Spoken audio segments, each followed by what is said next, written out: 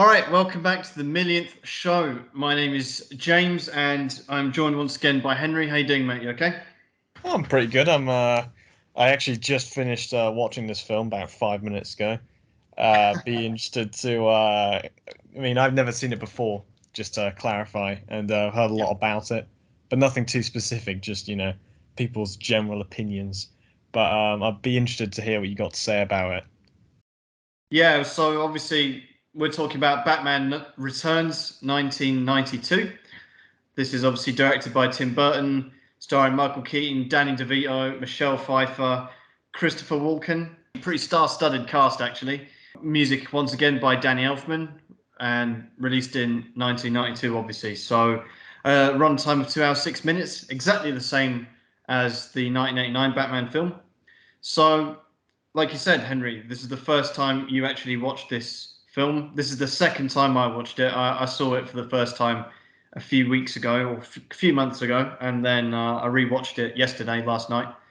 So what? So as someone that's just seen this for the first time, literally just now, what is your like straight away your reaction to this film? I mean, what had you specifically heard about it, and then what are your feelings on it right now, just Well, I having watched it for feel, the first time? yeah, well, I feel that I've heard a lot of people kind of slate this film and slag it off, and I can kind of see why they would, but at the same time, I don't think it deserves as much hate as it gets. I mean, then again, I haven't heard that many people talk about this film before, probably because they mainly talk about the 1989 Batman film. I feel this one is overshadowed a bit, which is fair enough, but given how good the previous one is, but I don't think it's like a complete write-off, so to say. I mean, it's. I think it's more Tim Burton. Like it's like they let him off the leash for this one. Yeah, And maybe without Jack Nicholson, some people maybe they weren't feeling it perhaps. Although I don't know, I think the villains cast in this is actually pretty good, and because actually there isn't Joker and Jack Nicholson in this, it feels that Michael Keaton's able to be Bruce Wayne and Batman a bit more on screen, which is sort of my like slight gripe with 1989, the fact you barely get to see him. to be honest, I hadn't really. Obviously, I only watched this film for the first time a few months ago, so it's not a film I heard much about or I knew of anyone talking about. It was just sort of, yeah, it's the sequel. And like you say, yeah, for me, Batman, everyone knows about the Batman 1989, but this one was a little, yeah, like you say, kind of more in its shadow. And yeah, I watched it, and my first thoughts was just it's a strange film. It was Yeah, it like, certainly is. I mean, but I like it. I don't think it's a bad film at all. I think it's a good film with good acting, and it's interesting. I don't know if I love it or anything like that. It's got some, like I say, it's a strange film. And like you say, it's full Burton. This is a film where it's like, this is as much as I love Tim Burton, and I thank him from the bottom of my heart for what he did in Batman 1989. This film is like, this is just raw Tim Burton, and I kind of understand why Warner Brothers didn't call him back to make the third and fourth film. It works for some people. I think Tim Burton's one of those with a very much a cult following, and I think, yeah, obviously Batman 1989 was such a bigger scale film in a sense, so that Jack Nicholson and everything. I think the producers and stuff were very much involved in making that more of a commercial film, and then this sequel was still obviously a lot of attention on it, but it was also like it's not going to have Jack Nicholson. Tim Burton was given, I think, yeah, like I say, given the reins a lot more on this one. It's very much in his kind of vision, and yeah, for better or yeah, worse, that can be decided by people individually. I think it was very different. It was quite strange. It felt a lot more dated as well than the 1989 film for me. yeah, I But feel that's true. I mean, him and Michael Keaton actually hadn't actually been signed up for like to do a sequel originally, and because of this, Tim Burton would only agree to do a film if all of his the script kind of met basically all his criteria and what he wanted to do. So I think he almost kind of like demanded more control over it a bit. And I think Warner Brothers were kind of hoping to like get another extremely successful film like the previous one mm, with him. And I think Michael Keaton, they managed to get him because they had promised him that it wouldn't be like a direct sequel, it'd be more like a standalone film almost, because you could really watch this one or the 1989 one in either order, really, and it would still make sense. Yeah, yeah, I know what you mean because this is still very much like a standalone film. It works. It doesn't feel like a direct sequel. There's nothing that really carries over apart from, well, the good guys, right? Bruce Wayne, Gordon, and Alfred, and I think that's it. They're pretty much the only recurring. Yeah, obviously Burton, Elfman, Prince doesn't come back. Yeah.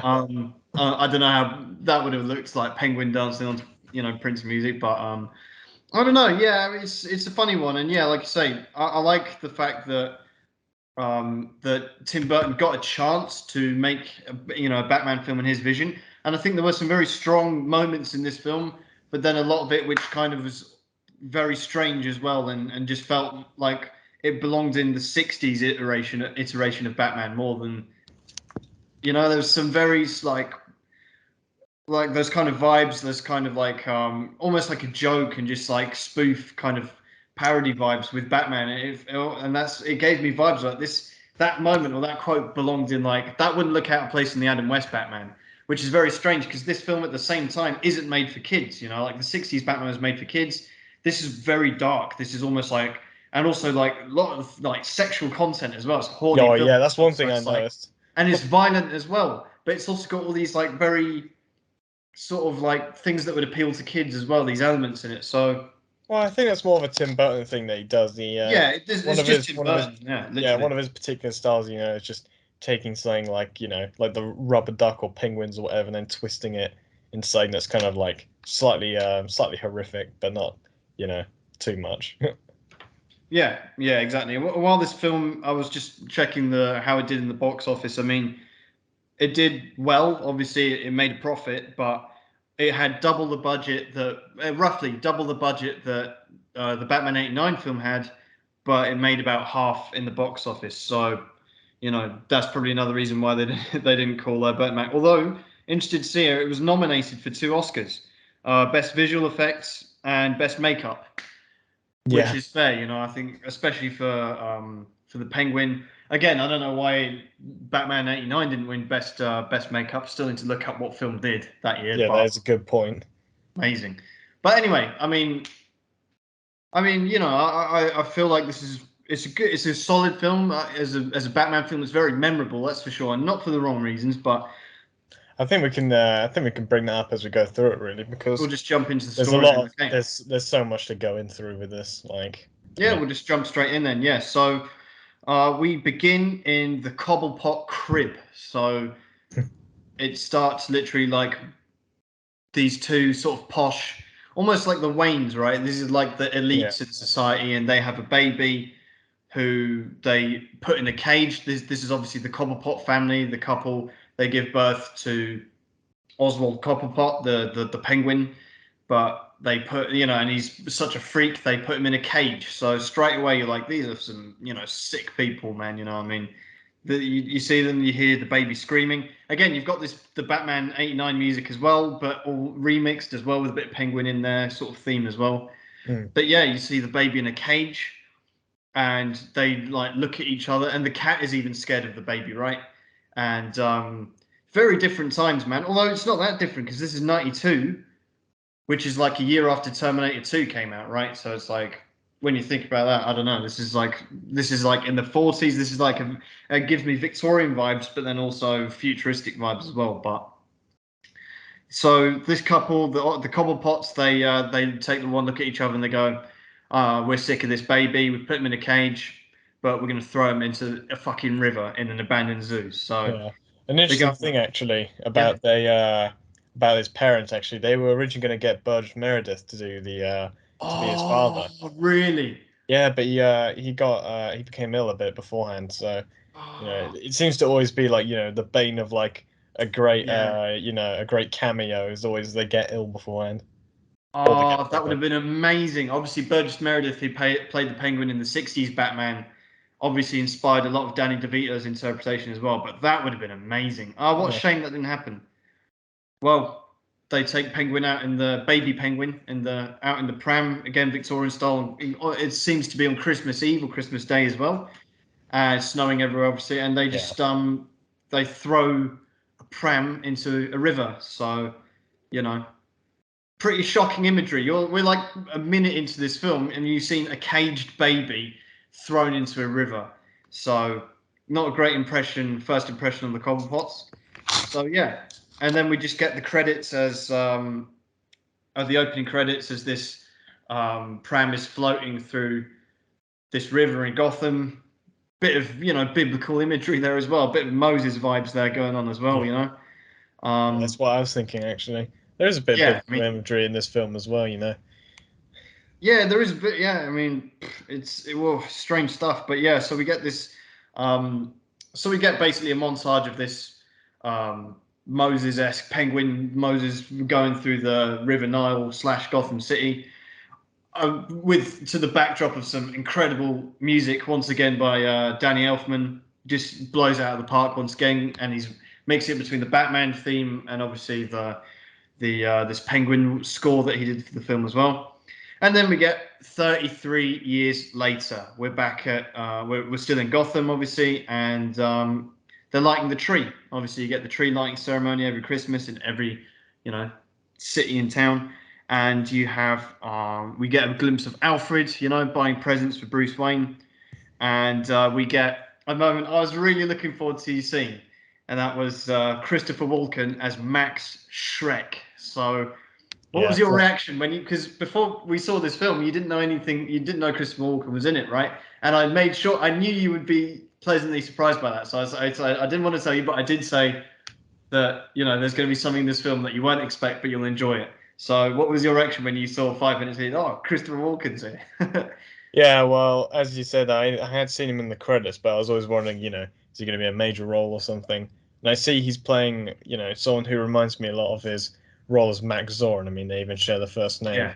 But I was very pleasantly surprised, and the fact that surprisingly, the fact that there are three kind of villains in this, and him playing one of them, I find it interesting that and quite good that he's able to maintain like a screen presence. You don't forget him at any point really, and I love his role. Like he's able to play it really well. Yeah, Because he's playing basically the same role that he played in A View to a Kill, right? Yeah, as a James Bond villain. I did It's feel like that pretty too, much the same character, right? It's like a billionaire, evil, but he's normal as well. He's not a super villain. He's like an original character, as far as I'm aware, that was made up. He's not like a super villain. He's just there.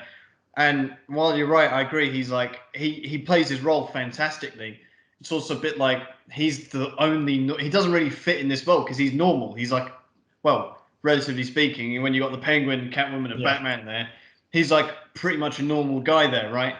Relatively speaking. Yeah, And but I do doesn't like fit it in though. when he's like face to face with Penguin and stuff. It's just like this doesn't. That takes me out of the film a little bit. No slight on him. It's just you've got this pretty normal bloke there who is just surrounded by these things. It's just it takes me out of the film a little bit, but yeah, for sure, interesting addition to the film.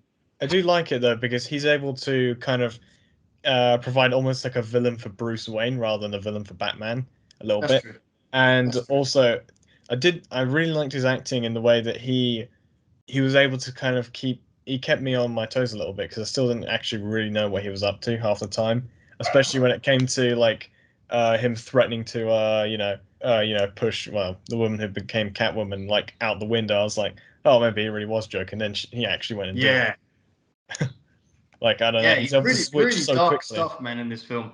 So yeah, we get Vulcan as Max Shrek, Shrek spelt with a C, Yeah, and yeah, he's giving his Christmas speech, but he doesn't have it because Selena Kyle has misplaced the speech. We get her introduced as well because they're at a business meeting, and she's like, bringing around the coffees. She's like the assistant secretary, and she's like, oh, fumbling the coffees and then going, oh, I've got an idea, and then, oh, sorry, we haven't housebroken her. Max, I wanted to just call him Max Zorin. I'm going to call him Christopher Walken because he looks like, and the acting is great. He wants to kill her on the spot, man. You know what I mean? And she wants to grab. The acting in this film is very good. They're all very committed to their roles, and yeah, you had to be you to know, also pull something like this off. yeah. Like, So anyway, she's this bumbling kind of secretary, and she forgets to give him his script. She realizes too late, and he has to improvise and do an off the cuff speech, which wasn't bad. It was a bit stiff, but and a bit villainous. Like if you're in Gotham City, you're looking at this guy and you're hearing what he says, like, yeah, is this guy all legit? I don't know, but didn't I see him fight James Bond on Golden Gate Bridge? I don't know, but yeah. So that he's having a speech, and then a giant present full of thugs and clowns shows up. So and he's the this giant gift is wheeled into the background. He's like, that's not mine, whatever. And then yeah, all these like goons burst out of it, and we're straight into it. You know what I like about this film? It doesn't waste any time, because now we've had Alfred, we've had we're having Penguin little spottings of him. There's a newspaper boys go, oh, latest sighting of the Penguin, blah blah blah. Even Alfred just somehow spots him in the middle of all this chaos. But yeah, so then we get a bunch of thugs and clowns coming out, and I'm like, oh, these clowns anything to do with the Joker? Obviously, no reference at all there, but a bit of a Yeah, shame. that's a good point. They're like these clowns and circus people running around. You'd think you'd associate more with the Joker, but I guess the fact that he was a mobster kind of would draw that association away. So I don't know. I felt it was Yeah, a little bit out of place, but in a Tim Burton film, it seems most things go. true, true. I mean, it certainly fit the style. So all of a sudden, chaos is breaking out on this Christmas tree reveal, and then the police are there. Commissioner Gordon shows up. A chair gets thrown at his car, and he decides, okay, he hits the panic button and calls up Batman. And then we get Bruce Wayne. We cut to Bruce Wayne in Wayne Manor, sat in the dark, doing nothing, just waiting for some crime to happen so he can have some kind of purpose in life. Because he's literally just sat there like this, like Yeah, I did wonder that when I saw in him. the It's just dark, just sat there and like interestingly, yeah, it's like all the waiting lights for are, something to happen. yeah, so all the lights are specifically targeted so that someone from Wayne Manor could see it. Yeah, yeah. So he gets in the Batmobile once again. We get the Batmobile, and we get the Batmobile a lot more action. It has a lot more to do, which is really Yeah, great. I noticed So that too. It's I nice though, appreciated because that. like, Yep. So the yeah, Batmobile races to the scene. It has some little fins that come out the side and just break these goons' legs, like shatters their yeah, ability that again. reminds me again. Like he doesn't hesitate to fuck people up or kill them. It's violent, man. It's violent. He's breaking legs. He's burning people alive. He burns three different people. Right, he burns two goons, or And he the fire blasts them breather. back into the Yeah, into a flame. And then the Batmobile does a really cool. It like raises up, doesn't it, and then spins around 180 degrees, and then he turns the turbo flame on this other goon. Definitely kills him. So, Batman again just picks up from where he left off in Batman '89 on a killing spree. yeah. He killed a couple of people. He felt like taste for thirst for blood. And he just kept going. Yeah, man, this is what the fuck is going on, man? This Batman's a killer, I mean, yeah. So anyway, and so yeah, I really like that Batmobile function, but then just uses it to kill someone. I don't know. And then Batman gets out of the Batmobile for some reason, and he's having a bit of a hand-to-hand fight. We get a glimpse of the new Batman new bat suit, which I think is a lot better because Yeah, I mean it doesn't look significantly different, but he seems to be able to move around in it a lot yeah. better. I That think would they be hard in modified the it past. quite a bit, and apparently they included a zipper on his request for some reason. Yeah, I did notice that looking at it. It didn't look like he was sort of, stunted in his movements. And I think that's why you see a lot more of his, like, actual hand to hand combat Yeah. in this, or even just Batman more in general, because he doesn't look so awkward, I which I appreciated think, that. yeah, Yeah, I really helps appreciated that. him. And we get a lot more close-ups of him as well, which I really liked. And obviously, they must have reshaped the mask because you can see a lot more of his chin and his jaw and his eyes as well. There's a lot more focus on his actual face, which I appreciated because it made me appreciate Michael Keaton's Batman a little bit more with it because we didn't get to see this kind of stuff in Batman '89 so much, and this time they decided to have a lot more close-ups of him, and I think that gave him a chance to really kind of bring out his Batman a bit more, which I think works. And like I say, he was a little bit stiff still. Like, look, he still couldn't turn his head, but he could certainly move around a bit more. And yeah, he got a couple of decent fight scenes in, so I think that was obviously a slight improvement there. And part of this is Selena Kyle. She's out in the street as well amidst the chaos. She gets confronted by this goon who Batman does a really cool thing. He shoots out his grappling hook into the wall behind him, and then rips the wall out onto this goon and knocks him out cold, which I thought was really cool little use of the grappling hook there. Selena Kyle gets a little bit of dialogue with Batman as well. Bit awkward, but it's their first meeting, and I thought that was pretty cool. He encourages her to kick this goon as well, like on the ground. He's just like looking at her. She's saying something. He's like just like nodding to her, like, "What are you waiting for?" Like, "Oh yeah, let me just kick this guy while he's down." That's what Batman's encouraging. Yeah, So murder's okay. So is this. exactly. And she picks up a taser that the goon was going to use, and then she zaps this guy while he's out cold as well. So this is the kind of stuff Batman's inspiring out here, kind of sending out the wrong signal, I think. Yeah, Yeah, when they But try to when it tries to destroy his image, like, I mean, there's not really much yeah, to destroy when he's killing people. no image to destroy. Just let he's already doing it. He's literally. I don't really know what makes Batman. He's very dark, and not really Yeah, sure what side of the law he's on in this yeah, it's film. far removed from everyone loves Adam West. Yeah, and even when we get to later Batman, it's like they're very clearly trying to do the right thing, and I don't really get this from Michael Keaton's Batman. I don't see him really trying to serve justice or do the right thing. It's always kind of like, Yeah, I'm just here, I'm going to fuck shit up, and yeah, it's more like hopefully a it works out. joyride, if anything. Sorry? It's more like a joyride for him, like he's Yeah, just playing pretty much. GTA in real life. So, and this is 2 years on, right, from the events of Batman '89, if I'm not mistaken. How long was that? Yeah, perhaps I might think have to about two fact years, check me right? on that, but I don't know where I've got that number from, but I feel like that's about it. yeah, So Christopher Walken, amidst the chaos as well, is out. He's running about. He's like, "What's going on?" He doesn't know what's going on, and he goes down an alleyway. And as he's catching a breather, he steps on and the exact, yeah, a you very know, well placed trapdoor. yeah, the square meter tile that he needed to be stood on that drops him down into Penguin's HQ. And this is where we get a reveal of Danny DeVito's Penguin. So this is what do you think of this? I mean, I'd seen a picture of him before, Uh-huh. as the Penguin. His makeup is fantastic, and he's able to portray this like comic book villain, but in the Tim Burton style, which is quite interesting. And his laugh is kind of iconic. The way he delivers his lines is quite good. And I did find it interesting actually that they went with the Oswald Cobblepot sort of backstory to this that Mm. was already established in the comics, which wasn't done with Birch Meredith's Penguin, which I thought was quite interesting.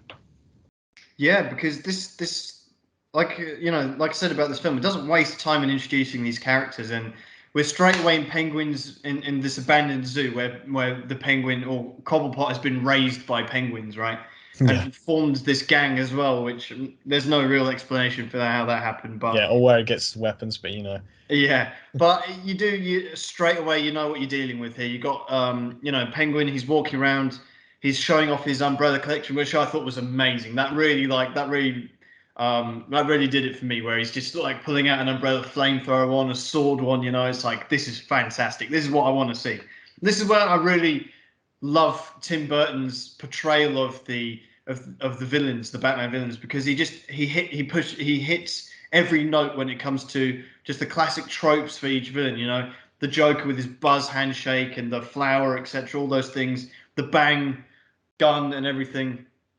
You've got Penguin with the umbrellas and the umbrella gadgets. Catwoman yeah, I with the do like whip. that. It's just he really ticks every box in terms of the visual portrayal.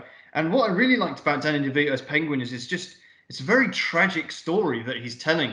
And I feel more sorry for him actually than I ever did Michael Keaton's Bruce Wayne or any of these characters. Yeah, I that's a kind good of point. I mean, it's a very tragic story, and it's like I kind of feel for him, like I shouldn't. He's the Penguin, he's a villain, but he's like I feel a lot more like sorry for him than I do Bruce Wayne or anyone else, really, to be honest. yeah, I mean they Um, were able to pull off this a pretty decent backstory for him.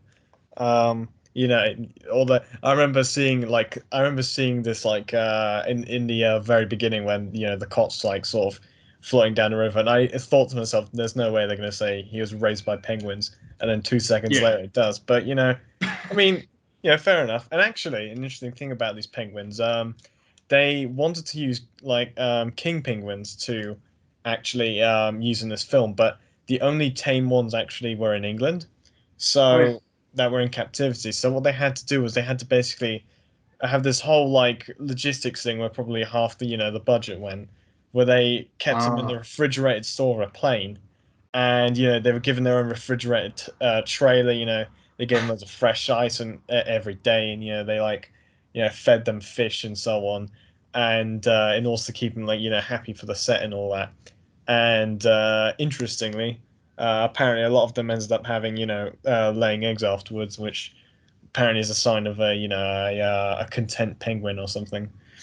So they even had a what's it called, round the clock bodyguard, apparently according to IMDb. So it was amazing. So they spared no effort. They spared no effort for this.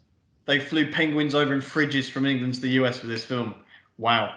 Yeah, that's definitely where the whole budget went then, for sure. Because I was thinking like, okay, this had double the budget of Batman '89. Where did that budget go? It went on keeping penguins happy. Amazing. I mean, the thing is, that this is what dates the film particularly. I think the penguins, especially. I mean, the entire penguin involvement in terms of the actual penguins themselves are just, this is what really like makes the film absolutely ridiculous. This is what makes me, even the 60s Batman didn't do this, right? You know what I No, mean? it's This is where it's different. like it gets really silly. But again, it is kind of the penguin tropes, it's the villain tropes. So I can't really complain about, sorry, I can't really, yeah, complain about this element when you've got, when I'm also praising Tim Burton for doing all the other sort of tropes. If you're going to do the Penguin full on, you have to have him having penguin minions as well, right? But it's incredible. So anyway, so we get back to this speech where Penguin is introducing himself to Christopher Walken, and he's going, and then Chris Walken has this David Brent moment where he's like, yeah, because Penguins go, yeah, we're both monsters, except you're a monster that people like, and I'm a monster that lives in the sewers. And Christopher Walken goes full David Brent. He's going, well, yeah, maybe I am a successful businessman, shrewd, perhaps, successful, yes, but am I a monster? Absolutely not. He just goes. He has this Brent little speech there, where you get, and then Penguin goes, well, what you leave in your toilet, what you drop in your toilet, I put on my mantelpiece. Like, okay. Um, he's going on to this speech, and like I say, the tragic tale, and all he wants is respect and to find his parents. That is what Cobblepot's motivation is, the Penguin's motivations. And you think, fair enough, haven't seen you do anything wrong as of yet. I feel pretty sorry for you, especially like the first couple minutes of the film, how you were treated as a baby. Yeah, I get it. So, and obviously, Shrek, Max Zorin, fucking Christopher Walken, he's going, well, why would it help you? Like, why would it help you? And Penguin pulls out all this dirt on Shrek. He's going, yep, well, like I said, whatever you drop in the toilet, I pick up in my hands and use. So Yeah, even his, like take together shredded documents. yeah, So man, I he's literally respect the like, effort.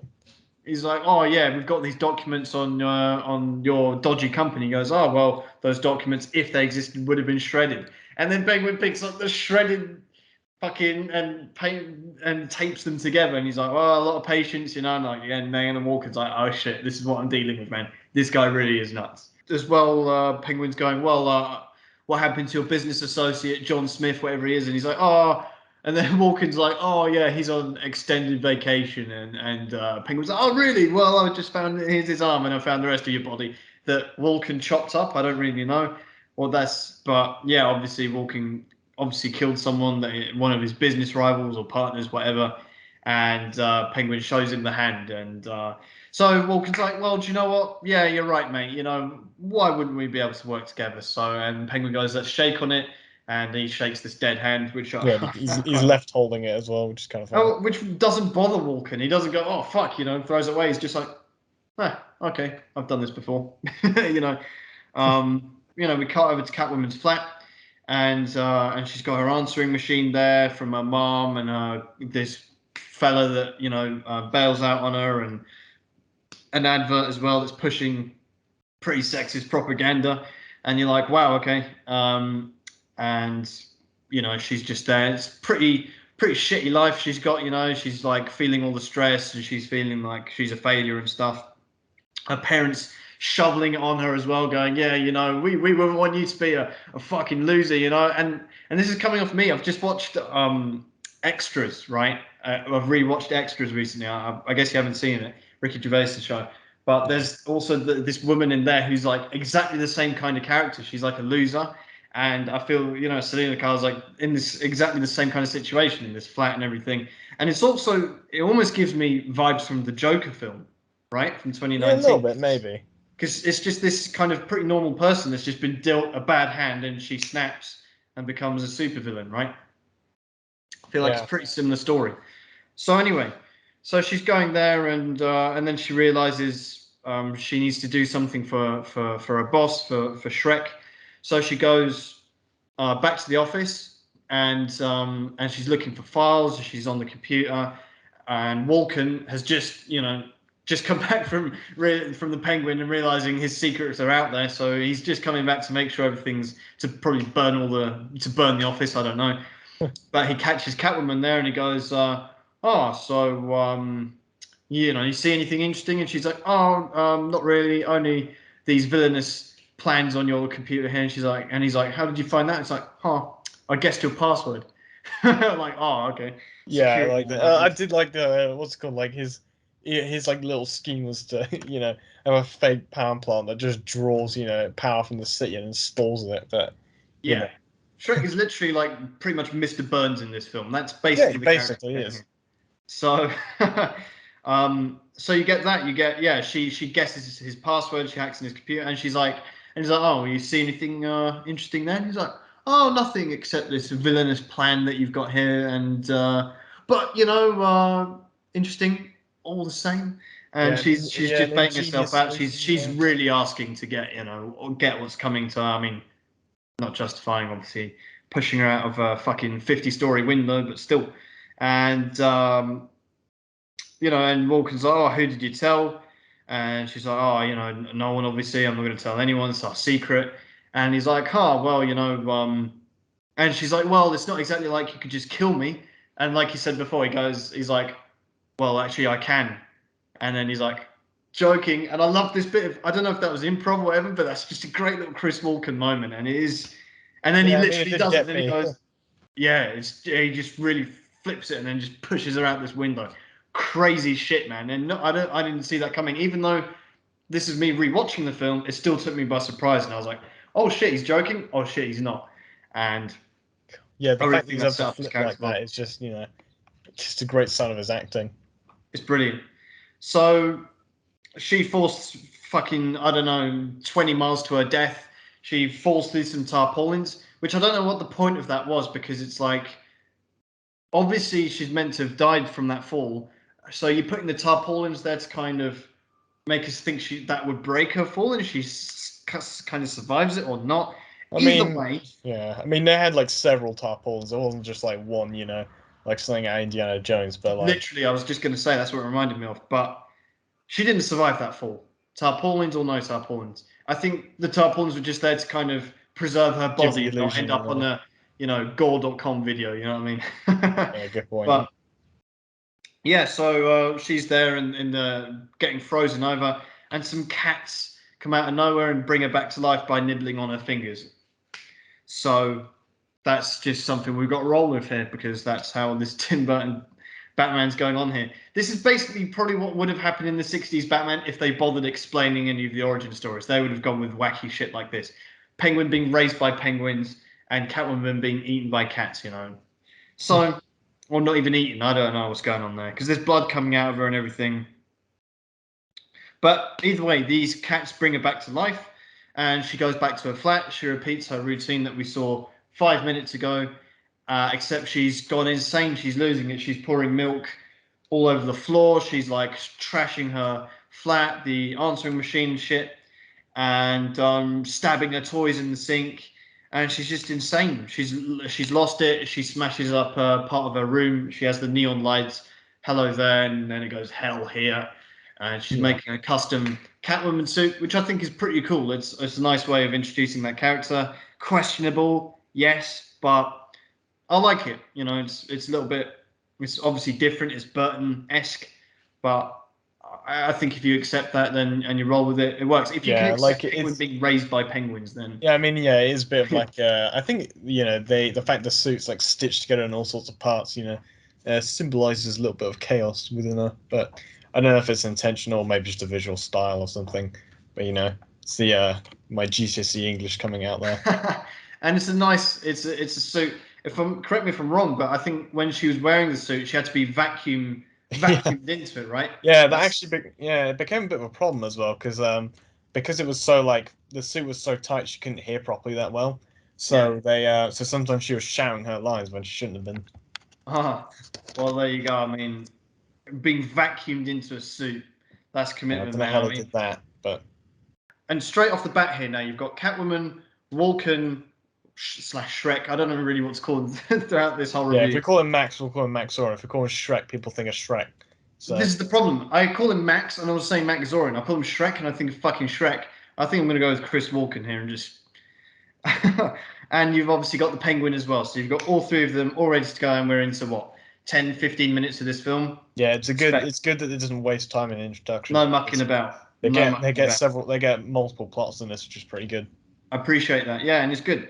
So then we cut to the mayor having another speech, and a gymnast, one of Penguin's goons from the circus, whatever that is, wasn't properly explained, Mhm. comes and kidnaps the mayor's baby and jumps into the sewer, and then hands it over to Penguin, who arises from the sewer with the baby and emerges publicly for the first time as this hero. And obviously a PR stunt set up, and he rises on the duck, like a like crazy gimmick going on there. But yeah, Penguin announces himself to the world, and this is all part of the plot, obviously, that he worked out with Walken. And Bruce Wayne is watching, and Bruce Wayne immediately hates the Penguin. He knows nothing about this guy. He's like, he's hearing his story, like, yeah, I just want to find my parents. I want to find, some respect. I want to be a normal person, even though I have these flippers and shit.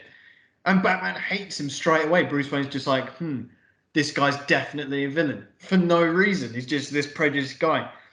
And obviously Alfred's there as well, and he's agreeing. He's like, oh yeah, who's this odious, disgusting, just I didn't like that. I don't know about you, but I Yeah, I got this mean, I got the vibe that Alfred would have done exactly the same with Baby Penguin as what the Cobblepots did with him, and it kind of exposes this class divide, which plays into obviously other portrayals of Gotham so much, the rich versus the poor. Obviously, Penguin born into a rich family, but because he would be an embarrassment and a burden on it, he's like cast out and has to start from the bottom.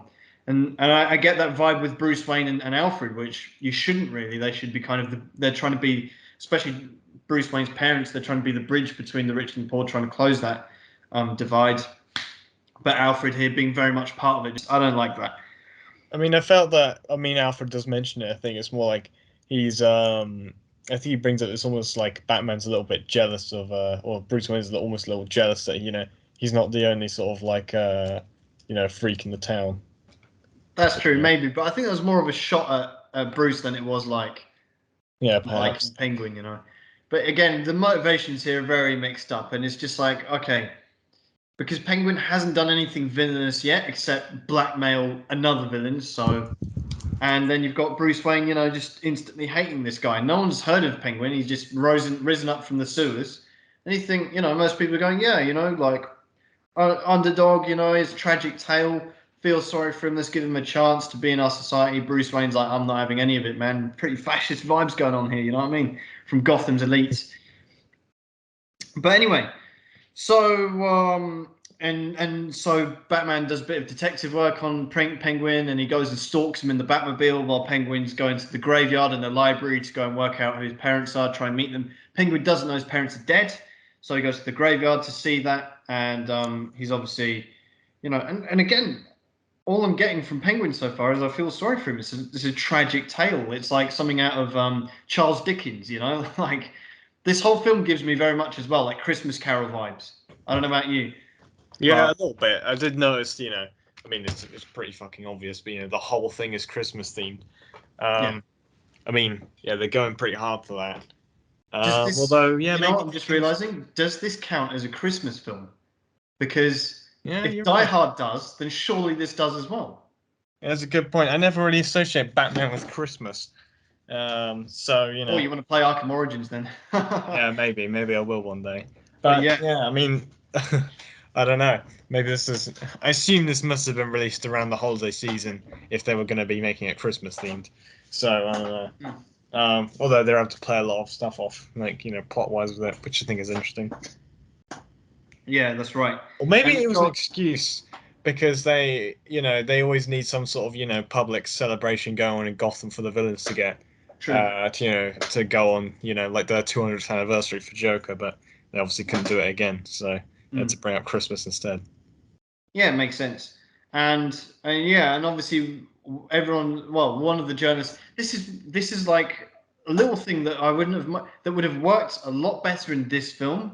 That I don't know why they didn't bring back the Knox character, that journalist from Batman '89.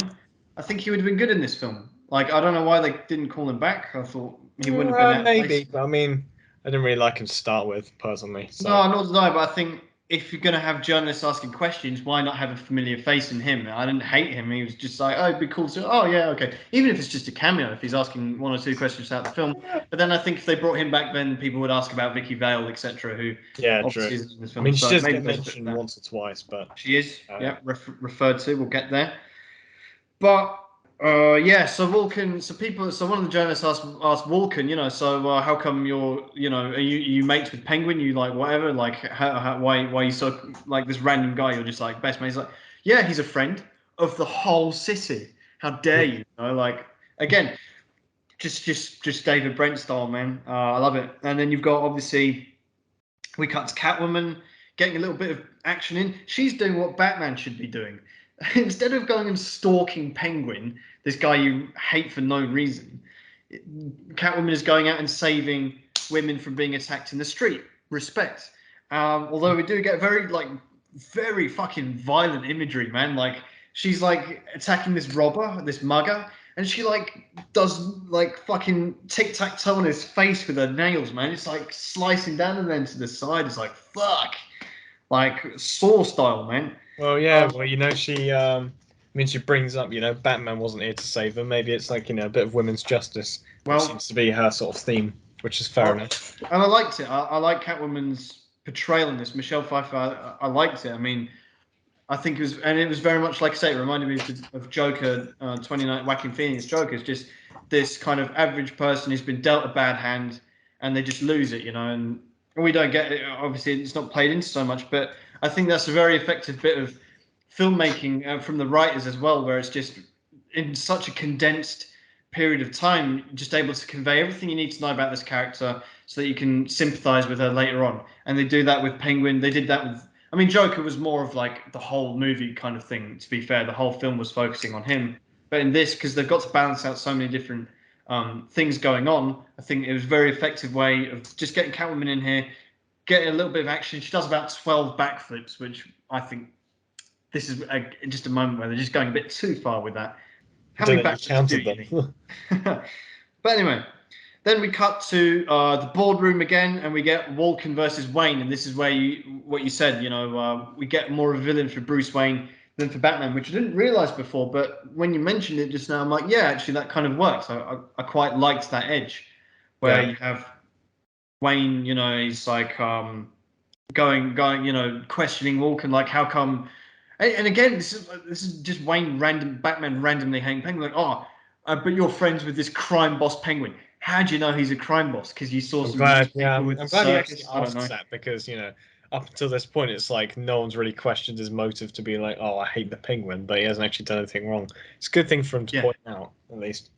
bit strange. Like Wayne just I don't really buy that. But Walken's obviously like, oh well, fuck you. I'm going to do this anyway. And then Catwoman shows up, surprise, and Walken shits himself. He's like, oh yeah, oh well, you must have injured yourself on your skiing holiday, which is why you came back, right? Wink, wink. Like nod, nods. And she's like, oh yeah. And then Batman is like instantly horny for her, man. He's like, oh, you're fit, like, can I get your number? Da, da, da. Like, Yeah, yeah. I don't know. Michael Keaton's got like a fucking problem, man. Like a He's bit, loving yeah, it. almost like similar to Adam West when he sees Catwoman. Yeah, very similar, except I mean, well, and again, it is Catwoman as well, but this time it's at least it's not Kit Kat, Oh making a my days, comeback. yeah. At least they didn't do that again. Yeah, but yeah, it is pretty much giving me Adam West vibes again, like super horny man. Like this, I mean, this whole film is like very sexy film kind of thing. This is why it gives me again just these '60s vibes. I can't believe this film was made in '92. The themes and the stuff that it plays around with, it's like, okay, yeah. I mean, this is what, and it feels dated, even though it was made in the '90s. Like these kind of some of the dialogue feels like it wouldn't feel out of place in a '60s film, or '70s, but. Yeah, some of the dialogue is a little clunky, but not so much here at least in this particular scene. I feel I did really enjoy the bit previously of the since I keep saying walk and I mean the Shrek and Wayne face off. But it was a good bit of dialogue there. I did like that. It's like, these two big dicks, like big billionaires in Gotham, sort of head to head. I thought that was a pretty cool dynamic there. And not something that we really ever seen as Bruce Wayne. This is why it was good that we got to see Michael Keaton, do a bit more Bruce Wayne work. And I don't know if it convinced me more that he was a good Bruce Wayne. I think he got to do more Bruce Wayne things, but I don't know if I was kind of like, I like this Bruce Wayne. He was okay, but again felt like average. He had a bit more presence this time, and I don't know, just I didn't don't give know. me that. I feel like he served a good enough purpose in the film, personally speaking. He was okay. So yeah, and then what do we have next? Yeah, so then Wayne and sitting in the car, they walk off together. They're flirting about, and Chip Walken's son randomly, I don't know why he's part of this film, but well, it does tie into it later. But Chip Walken's just talking to him like, yeah, I thought I killed her. I thought you killed her, Dad. Like, yeah, I did. Oh well, I better kill her again. Da da da. It's just like openly a murder in front of his son. Like, that's interesting dynamic there. So then he goes to visit Penguin with a fish to bait him out in front of the press because Walken's got his own agenda now. Because I think the whole point of that bit of dialogue was because the mayor or Wayne wouldn't agree with him to do some kind of planning permission for this nuclear power plant, right? So Yeah, there's he's going nuclear to go and capacity. get Penguin elected as mayor. That's his new plan now. So he goes and baits Penguin out with an actual fish, just like he picks up from the fishmongers and has in his pocket. He just pulls out this raw fish. Disgusting. Penguin's tucking into it there, and we get a good, nice view. Not for the first time in this film. We'll get it many times following this of the biggest wedgie you've ever seen on the Penguin, man. Didn't need to see that. Didn't need to see that at all. You get it so many times, man. I don't want to see that. Yeah, true. It's like a train wreck. You can't look away. It's just, you don't want to see that. It's just for these huge pants. He's already a grotesque. I mean, I don't know if it's to make him more grotesque than he already looks, but really, we don't need to see his ass crack there, man. It's just with like. ah. So anyway, he's walking about and yeah, walks down into the press, and it's like, yeah, Penguin for mayor, Cobblepot for mayor. And he goes, yeah, and then you've got these two like PR image guys going, oh yeah, we can do this with you, we can do that with you. Have you ever considered having a shower? Yeah, like Yeah, fucking, basically. you know. Um, and Penguin has a great. I love this bite back from Penguin. I mean, Yeah, literally, because he psychotic just moment. this defense mechanism, and it's so good because he's just. And again, you just feel sorry for the Penguin because he goes, he's just being forced in, and they're just openly insulting him to his face, and he's just going, and he's just been thrust into this spotlight, and then all of a sudden, and then they're just insulting him, his appearance, which is what he's been tortured about his whole life, this inner confliction, and he just goes, haha, well, at least my nose isn't bleeding. And the guy goes, oh, what do you mean? And he fucking tears off this guy's nose, literally fucking Hannibal Lecter style, just like tears off this guy's nose. And you're like, oh shit, so I don't really feel sorry for him now. Yeah. Although, again, you feel so sorry, and you're kind of like, well, I don't really blame him for doing that either. It's like, I don't know really what we're meant to feel about the Penguin here. Very conflicted stuff. I don't know, but it's another one of those moments in the film that I feel like they're able to pull off another surprise. Bit like, Definitely. yeah, they Definitely. do Just it. to They are remind able you to do that it a few yes, he's times a like this. villain. Yes, Bruce Wayne is right to not like him. He doesn't have any reasons yet, but the audience has a reason now. He violently bites off people's noses. And then and then again he goes to the and he's like he's talking with Walker. Walker's like, yeah, you can't really do that, mate. It's like you've got the whole fucking of Gotham there watching him. And this just reminds me, I don't want to name names or anything, I don't want to get political, but it does kind of remind me of like you get politicians and they're doing these things and they just get away with it no matter what they do in public. And maybe this is part of Burton's message here. It's like no matter what politician does, as long as he has the right headlines, etc., Yeah, the right as long as he star has the right power. propaganda, people will let him do literally anything, including say that he wants to fill the. It's like yeah, we want you to fill this void of the May, fill the void. It's like yeah, I'd like to fill her void, and you're like, Yeah, I was oh, like, yeah, okay, even I was like, what the fuck, man? They put that in the film. It's like that they can reaching pass the out cut. again. Yeah, very. So then you've got we cut to a dog blowing up a shop, as you do, normal sort of thing going on in Gotham there. And you get Batman, another bit of action scene, a fight. He's like in the center of this kind of street, and then you got like four villains pop up around him, four goons, whatever, from the circus, right? And this is a really cool fucking moment if you've played the Arkham games, because you get the remote control batarang. And I didn't expect it because the last time I saw this film, I hadn't played any of the Arkham games. And then this time seeing it, I was like, oh shit, that's where they got it from. Because you got the Yeah, batarang goes and programs and it hits each of these goons until the dog catches it and runs off with it.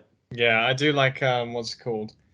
I don't know. I like that as a little gadget, but also it reminded me it's just like slightly a little too cartoonish. The fact that Batman like he looks around, the Yeah. first guy he sees is already readying a rocket launch to Yeah. blow him up, and Yeah. then he just takes his time, he's just coding in each person to hit, and then he starts throwing it, and the guys just stood there, along with everyone else as it hits them in order. Yeah. Yeah, I think probably the first time I saw this film, I was like, "Oh yeah, that was stupid." But then I'm like, but now only because of that remote control batarang thing from Arkham games, I'm like, that was fucking amazing. Like I forgave the whole scene just because of that. But yeah, if I saw the amount of people seeing that in '92, I'd be like, oh, okay. yeah. Or most people seeing it, to be honest. But Yeah, it's very important to notice that the dog caught the batarang and ran off with it. yeah. So we'll come back to that, ladies and gentlemen. Yeah, Remember it's that good that moment. they'd come back to certain things in this film that you think Yeah, of are course. inconsequential. Yep. So then you get Catwoman. She's taking advantage of part of the chaos going on in Gotham, and she decides to loot a jewelry store, whatever she's doing there.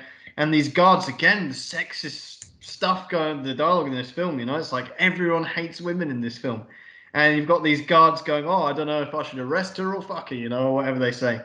Um, and she goes, and then she just like whips the guns out of their hand, and they're going, "Oh, we're on minimum wage," like, like literally, like, throwing it all out there. Oh, come on, don't bother us, lady. We're fucking.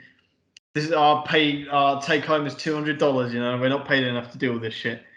Um, Yeah, but she listen, whips the shit out of him. chaps, you signed up to be security guards in Gotham City, where you've just had the Joker Yeah, big running mistake. about. So, you know, you know what you're getting into, Batman and everything. So anyway, then there's just chaos going on in the city. We get Batman um, finds another goon, and this is where we get the Batman face, which I've put in the thumbnail of this video. He's smiling. He's just this weird, like this.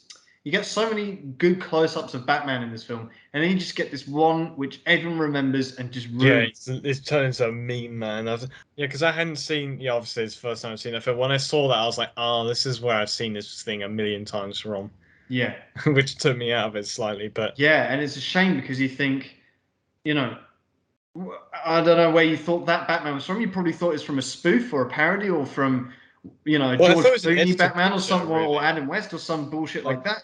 But no, this is Michael Keaton's Batman, and that is probably what most casual observers probably think when they say Michael Keaton Batman. Oh yeah, the guy pulled that face, which is yeah, unfair. because Or I is when I saw it, when I'd seen it before I'd seen this film, I thought like someone had put like one of those smile filters on Batman or something, and I was like, oh no, he yeah, actually did that, which is he something I took the did. Smilex man. Yeah, I didn't. Yeah, you did. Well, something I didn't notice, like maybe it was the one thing that I find that's like that I found off about Michael Keaton's Batman is that whenever he's in a suit, it's just something about the suit, or I don't know what it is. Maybe it's something about him. Like when he pulls facial expressions, it just looks a little like weird. I don't know what it is. Like Yeah, and I the think whole dude in the Batman costume thing, rather than actually Batman. yeah, I agree. Yeah, he does a bit too much facial, and this is why I think that probably other fault like Christian Bale and Robert Pattinson and Ben Affleck, they kind of learned from that, and they just go, okay, rule number one: never smile in the Batman mask. Okay, number two: just clench your jaw all the time, and you can't go far wrong when you do that. Yeah, just look like a statue, basically. Although what I will say is, yeah, what I will say is Michael Keaton's eye acting was quite good. I liked seeing, because obviously there was so much more close-ups, and you got to see his eyes do a bit more, and I thought that was quite strong as well. To be fair, because that's something Tim Burton really liked about Michael Keaton. While one of the reasons why he wanted him to actually portray Batman in the first place was because of the acting he could do with his eyes, which is so crucial, obviously, when you're wearing a fucking Yeah, of mask for course. half the film. Yeah, shame his face sort of like let it down a little bit, but yeah, the eyes is a good point. Yeah. So anyway, then we get to yeah. So anyway, he pulls this face and he blows up a goon, like Yeah, literally straps a bomb to guaranteed him death and right there. kills him in fucking cold blood. So Killer Batman strikes again, and then we get to probably my favorite scene in the film, personally, when Batman meets the Penguin, and they're having a bit of a face-off there, a bit of dialogue. I really like it. We get Catwoman as well joins up. She does like some front flips, arrives up, and you've got the three main characters in this film all sort of stood, shoulder to shoulder, unless you're Penguin where you're 4'3", whatever he is. But you've got yeah, Catwoman shows up. She goes meow, and then the shot blows up behind her. Pretty cool scene, I That thought. is a good That's shot, like yeah. I liked it. I liked it. Bit, I don't know, a bit strange, but I did like it, and it worked for me for her portrayal. So anyway, so we get this sort of three-way confrontation where the shop explodes. Basically, they have a bit of dialogue. The shop explodes, and then Penguin takes off on this helicopter umbrella, which is my favorite thing in this film. Probably, I love it. He gets this umbrella. There's a little like pedal which just comes out, little foot Yeah, just for him to stand on. yeah, just a little pedal there, a little foot stand there, just foothold. You could just put one foot on it and it just propels him up into the sky. Loved it. Yeah. Batman looks over. Catwoman's also climbing up a building, and I thought that was amazing. So Uh, Batman goes, sorry. I don't know, because like it's one of those things where I feel like when I saw that, I was like, okay, this is where like I feel this is like probably a part where this film lost quite a few people. I mean, because You I reckon? think I don't know. It's just I don't personally dislike it. I mean, I feel like with the Tim Burton Batman films, especially this one, you kind of have to just roll with it Hmm. on a lot of things, even if it is a bit outlandish. But yeah, I can see why if you're not really prepared for that, it's like this is why I guess it's why a lot of people didn't like it. Well, I mean, what specifically are you referring to there? Do you mean like the helicopter umbrella? Yeah, Or the helicopter umbrella was something that like it reminded me of it, and I was like, yeah, it's like when you see something like this, you either are like, oh, this is quite good, or you're just like, what the fuck am I watching? But I don't know. I it's like absolutely loved it. I've got to say for myself, I thought the helicopter, penguin's umbrella, chopper umbrella, I loved it. I I liked thought it as that well. was probably literally my favorite thing in this whole film. Just seeing that, just come out of nowhere, and the little foot pedal. I don't know why. That's so cool. He just goes on it and flies away. I love it. So anyway, and then Batman goes and chases after Catwoman because he's a horny fuck, and they have a little sort of confrontation where he falls down and she saves him, and then she falls down and he saves her, etc. And it basically results in him punching her off a building. And this film is just Catwoman being abused by every man she meets. And from Walken to Batman, who fucking levers her off this building and she falls into a truck carrying sand or whatever it is, which is No, it's Cat Litter, which I think is a joke. Yeah, she's saved by it, which is saved by cat. But that wasn't cat litter. Cat litter is in like cat shit, right? yeah, that. That wasn't cat shit though, was it? That was like Yeah, I some know, kind of obviously, sand. literally, but at least that's what she said. So Oh yeah, because no, you're right actually. Because cats, they if I'm not mistaken, right, a lot of cats, like household cats, they have like a little. That's what people do. Unless they shit outside, if they want to shit inside, they can do it in like a little sand pit, right? Maybe that's what it was. Yeah, that's what I mean. I mean, I don't Oh know. yeah, yeah, Maybe maybe. it's some like it's something to do with like a punch he played off of, but you know. Mm. I think if it was meant to be kitty litter, I want to see the kitty litter there. Then I don't want to just see something. I want to see little pellets of shit, and then I'll buy it. Yeah, I think you're focusing. You think you're hung up on the wrong things here. Well, mate, if you're gonna go, but she swallows the fucking bird later and then spits it back out. I don't think but maybe right, maybe right. Anyway, so then we get back to the Penguin, whose mayoral campaign is going swimmingly. He's got fangirls now who he gropes the breast of one of them by putting a badge on it. Like, oh, I mean, it's really creepy shit, man. And these girls are all over him. Good for him. And and then he walks upstairs. Catwoman is there, laying on his bed, and he Oh, not this says, fucking scene. "Just the pussy I've been looking for." An actual line in an actual Batman film that wasn't even in the 60s. Yeah, not to mention the rest of the scene. Yeah, so we get this really like the sexual tension between this kind of like freak and her, and yeah, I don't know what to say about this scene, man. It's really really strange. It's full Burton, like you say. And anyway, the point of this scene is they team up, they like join forces to go and frame the Batman. They decide that Batman is both of their problem. In Penguin's case, certainly, and yeah, Catwoman probably as well, because she's just been, punched off a building by him. So she's got a grudge. So like, yeah, let's take out the Batman. But if we kill him, then he's going to be a martyr. So let's frame him. So that is the plan they decide upon. Again, yeah, this is the bit where they're looking at each other through a cage, and Penguin goes, "How do I know you're really one of us? You're a freak. You're a monster." And she proves it by putting this little bird in her mouth, and then Penguin thinks she's eating it, so he goes to like stab her cat, and then at that point she panics and lets the bird fly out from her mouth. Yeah, it's a fun fact about that. That was actually a real bird that they used because they Joking. had they had fakes, but Tim Burton thought they were actually too visibly fake, so they had have a real bird in their mouths, which is interesting to say the least. No way. And when she spits, surely not when she spits out there. That looks CG to me when she spits it back Yeah, out. I don't know personally, but That looks so animated, but who fucking knows, man? Although if it was animated, it was kind of very good for 90s, man. But I don't know. just this scene just like made me sort of like speechless almost. I was like, yeah, okay. This was one of the other things I think people dislike about this film. The like there's these like really weird sort of almost out of place like sexual bits. It's like, yeah, Yeah, literally, it's crazy. It's like these kind of scenes like Batman 66 on steroids. yeah, Really don't fucked quote me up on shit that. in this film on many levels. But anyway, so then we cut outside. We have a bit more of a normal scene. I mean, doesn't it wouldn't be hard after what we've just witnessed there. But Bruce Wayne meets Selina again. They're checking out some newspapers, and Batman gets like just blows his cover twice because he goes, "Oh, haven't we met?" No, sorry, he did this when Walken was there. He's like, "Oh, Yeah, we met before." Oh no, shit, I was Batman when I did that. And no, we've never met. I mistook you for someone. So yeah, blowing his cover, like this is again where I'm not really convinced about Michael Keaton's Batman, but he goes to her and he goes, "Oh yeah, nice to see you again."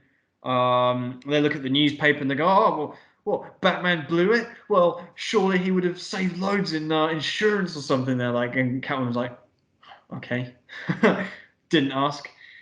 Although she does a really great little line here. I don't know if you picked up on this because I didn't the first time I saw this film, but this time watching it back, she goes, "It's going to be a hot tide in the old town today," which is yeah. Doesn't Joker say that in the that's previous? what Joker says when he's zapping that guy when he's like, Yeah, "There'll be like a flood in frying the him to old death. town today," and then she says it. So they do actually refer Jack Nixon's Joker, which was amazing. And I didn't notice that the first time, but this time I was like, "Oh shit, nice one." Okay, because I think that's a quote from a song, right? Maybe. So brilliant. I thought that was really nice little touch there. So then we cut over to the Ice Princess, the Ice Queen, whatever she is, Miss Gotham, for all I fucking care. And yeah, Penguin's plan to frame Batman involves kidnapping her. So he does. And then we cut to Bruce Wayne on a date with Selena Kyle, in Wayne Manor. And Bruce Wayne makes the number one mistake on any date, let alone the first date, just harping on about your ex. They're talking all about Vicky Vale. Catwoman eventually gets him off the subject, and she does quite a funny line here where, because she's like, "Oh yeah, I've been fucked around by so many normal guys, whatever." And the thing about sickos, at least they're committed. Yeah. And Batman's like, "Oh shit, I'm in here then," and she just and there's like this moment, and this is again, even though I'm rewatching this film, because the thing is, right, the first time I saw this film, I was like, "What the fuck did I just watch?" At the end of it, I was like, probably the emotion you've had, maybe. But I was Not just really. like, "What the fuck did I just watch?" And then going into rewatching it last night, I was like, "It can't have been how I remembered it. I'm going to watch it again now, and more things are going to make sense." And they totally fucking didn't. But the things that are supposed to catch you off guard caught me off guard the second time, which I really liked. And one of those bits is where Bruce Wayne and her are just like looking at each other, and then she goes for him. She lunges for him, and I don't know why. It's just like she just goes for him, and they're like, obviously, fucking feeling each other up, and they feel each other's scars up for where they've just attacked each other as Batman and Catwoman, but now the Bruce Wayne, Selena Kyle. Yeah, because they find each other's scars and like, okay, I can't really do this now. They watch the news, and then yeah, Penguin calls out the Batman. Very much like how the Joker calls out the Batman. This is what I like about this film. While it doesn't really, I mean, it doesn't. It's a standalone film, right? So you don't really need to watch Batman '89 to watch this film. Very much recommend that you do, by the way, if you haven't Yeah. for some reason. But this is like, yeah, he's watching. They're watching TV, and Penguin sends for the for Batman basically in exactly the same fashion the Joker did on public TV, going, like basically, let's Yeah. see Why what not you're about. protect this event, Batman? Yeah, diss track, pretty much sends for him, and obviously, yeah. So then the Bruce Wayne goes, okay, I need to get the fuck out now, and he goes to Alfred like, oh, make up some story for her, just like he did for Vicky Vale. This is another kind of this bit should be cool, but all it does is reminds me of Mr. Bean because we have Batman suiting up, and he literally goes into his like. So the first thing you do, you get this really cool like container with all the bat suits in it, with this chain door that comes down. You're like, all right, that's fucking cool. And then the very next thing you get is probably like was filmed in the prop room of whatever film set they were on, where Batman picks off a bat suit off a coat hanger, like with a bunch of others. It just reminds me. It just literally reminded me of Mr. Bean, where he goes, he's like, when he's sat there like picking from identical suits, he goes that one, and picks it off, and he's just got his boots there as well, all lined up, just picks out a pair of them, and they're all identical. It's like, I don't know, what have you done there? Whichever one's less smelly from all the sweat you probably got in the rubber suit, or I I mean, don't I know. don't know. I actually kind of liked the fact that you get to see more of his sort of like his like process of actually getting into the Batcave and actually picking out his suit because I think it actually explains that if one suit's like all banged up, then he can just pick another one because Adam West he just goes down and just gets put on the same suit every single time. Um, but I don't know. I don't think that's really much of an issue for this. No, I Plus, know, but I mean, I think this, for example, this would have been a great opportunity to show us some other bat suits.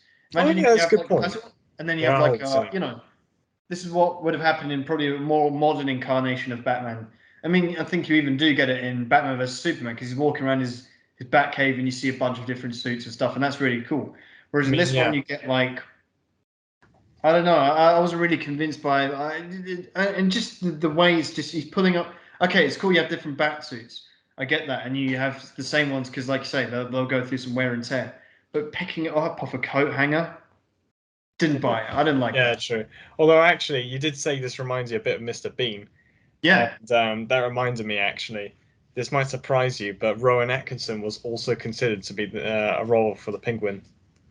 No way. I think that would have been like two. Oh, that would have been amazing. It would have been interesting, but I can't imagine it that well. Oh, that would have been amazing. Wow. And what was Ron Atkinson doing these days? Was he Mr. Bean at this point? I think he might have been. I He have no don't, idea he really. probably just finished Blackadder because yeah, Mr. Bean was all the sort of 90s. I'm not sure if it was before or after this film, but Wow, now that would have been something. I would have liked to have seen that. But not that Danny DeVito was a bad Penguin at all, actually. But anyway, we'll come to it. Yeah. So Batman, he answers Penguin's call basically, and shows up at this. They're relighting the tree for whatever reason. I can't remember why. And Batman shows up, leaves his Batmobile, in the street corner. He puts the shields on it, and then you get the goons, the circus guys, hack the Batmobile. And I really want to know how these fucking circus guys that live under a zoo, an abandoned zoo, have the technology to repel the Batmobile's shields. They just pull out this fucking massive thing, press a button, and it. How does that work? Yeah, they've never even seen. I would have thought like it would have made slightly like some sense if they'd seen the Batmobile before, or like Yeah. take a pictures of it, or fucking went to the mechanic like they do in the Yeah, animated series. yeah. But they just see it and they immediately know what to do with it, which I kind of didn't buy either. I was like, No, not at all, not at all. But you know what's funny? Because there was maybe you saw this episode in Batman the Animated Series, because the yeah, Penguin, right? There's a literal episode where the Penguin, he does exactly that. He goes to the mechanic of the Batmobile, and yeah, he threatens him, hijacks it. etc. And he gets the blueprints and everything, and he successfully hacks it. And it wouldn't have taken much to have done the same thing here in the film. They do it so well in the Batman animated series episode, and then in this one, it's just like, we'll just skip the really important bit of how they're actually opening up this Batmobile. So then anyway, so Batman, he's there on the scene of the Christmas tree relighting, and he spots the Ice Queen. He just turns his head, and she's there in like a lit room, right, or whatever, just like in plain sight. So he goes and saves her. But then Catwoman shows up and re-kidnaps the Ice Queen, or the Ice Princess. And then they go to the rooftop, and then Penguin. So yeah, the Ice Queen ends up on the ledge, right, above this Christmas tree, basically, like again 50 stories up. And Batman and Catwoman are there, and the Penguin shows up. He gets one of his umbrella gadgets, which is full of bats this time, and that is enough for this Ice Queen to fall off the ledge, and she falls to her death. And she happens to land precisely on the button as well to relight the tree. Horrific stuff. And again, a woman falling 50 fucking stories down from a high position. I don't know why that happens so many times in this film. It's not even the last time it happens, but we get it once again here. And she dies. She dies, and bats come out of the tree for some fucking reason. And again, Batman is just leaning over, nice, like posing for the spotlight to come up and go, there's bats coming out of this tree. Batman is up there. Batman must have killed the Ice Princess. And so the Penguin and Catwoman's plan has come to fruition. Batman has been framed, and he goes and he's like, okay, he flees the no, he doesn't even flee the scene. He gets in his fucking glide suit and goes and spins around this tree with bats coming out of it. Like, yes, I killed him. I killed her. Sorry. Yeah. Now I'm going to terrorize all of you. It's like, what the fuck are you doing, Batman? Yeah, it's this is the moment where you keep low for a little bit, man. You just been fucking like, and amidst all the chaos with the Ice Queen dying and landing and lighting the tree again, we missed this bit where, I mean, the most iconic part of this film, which is Catwoman and Batman, because Batman gets shot. Penguin shoots Batman, if I'm right in thinking, and then she gets down on him while he's down, and they have this super horny moment where she's literally like cowgirling him, and she licks his face, just like, yeah, that was a bit. And he's like, and because she licks his face, which you're like, wow, okay, and then he's like, oh, that was, he's like, yeah, I saw that. I thought, I was like, what the hell? I'm just like, yeah.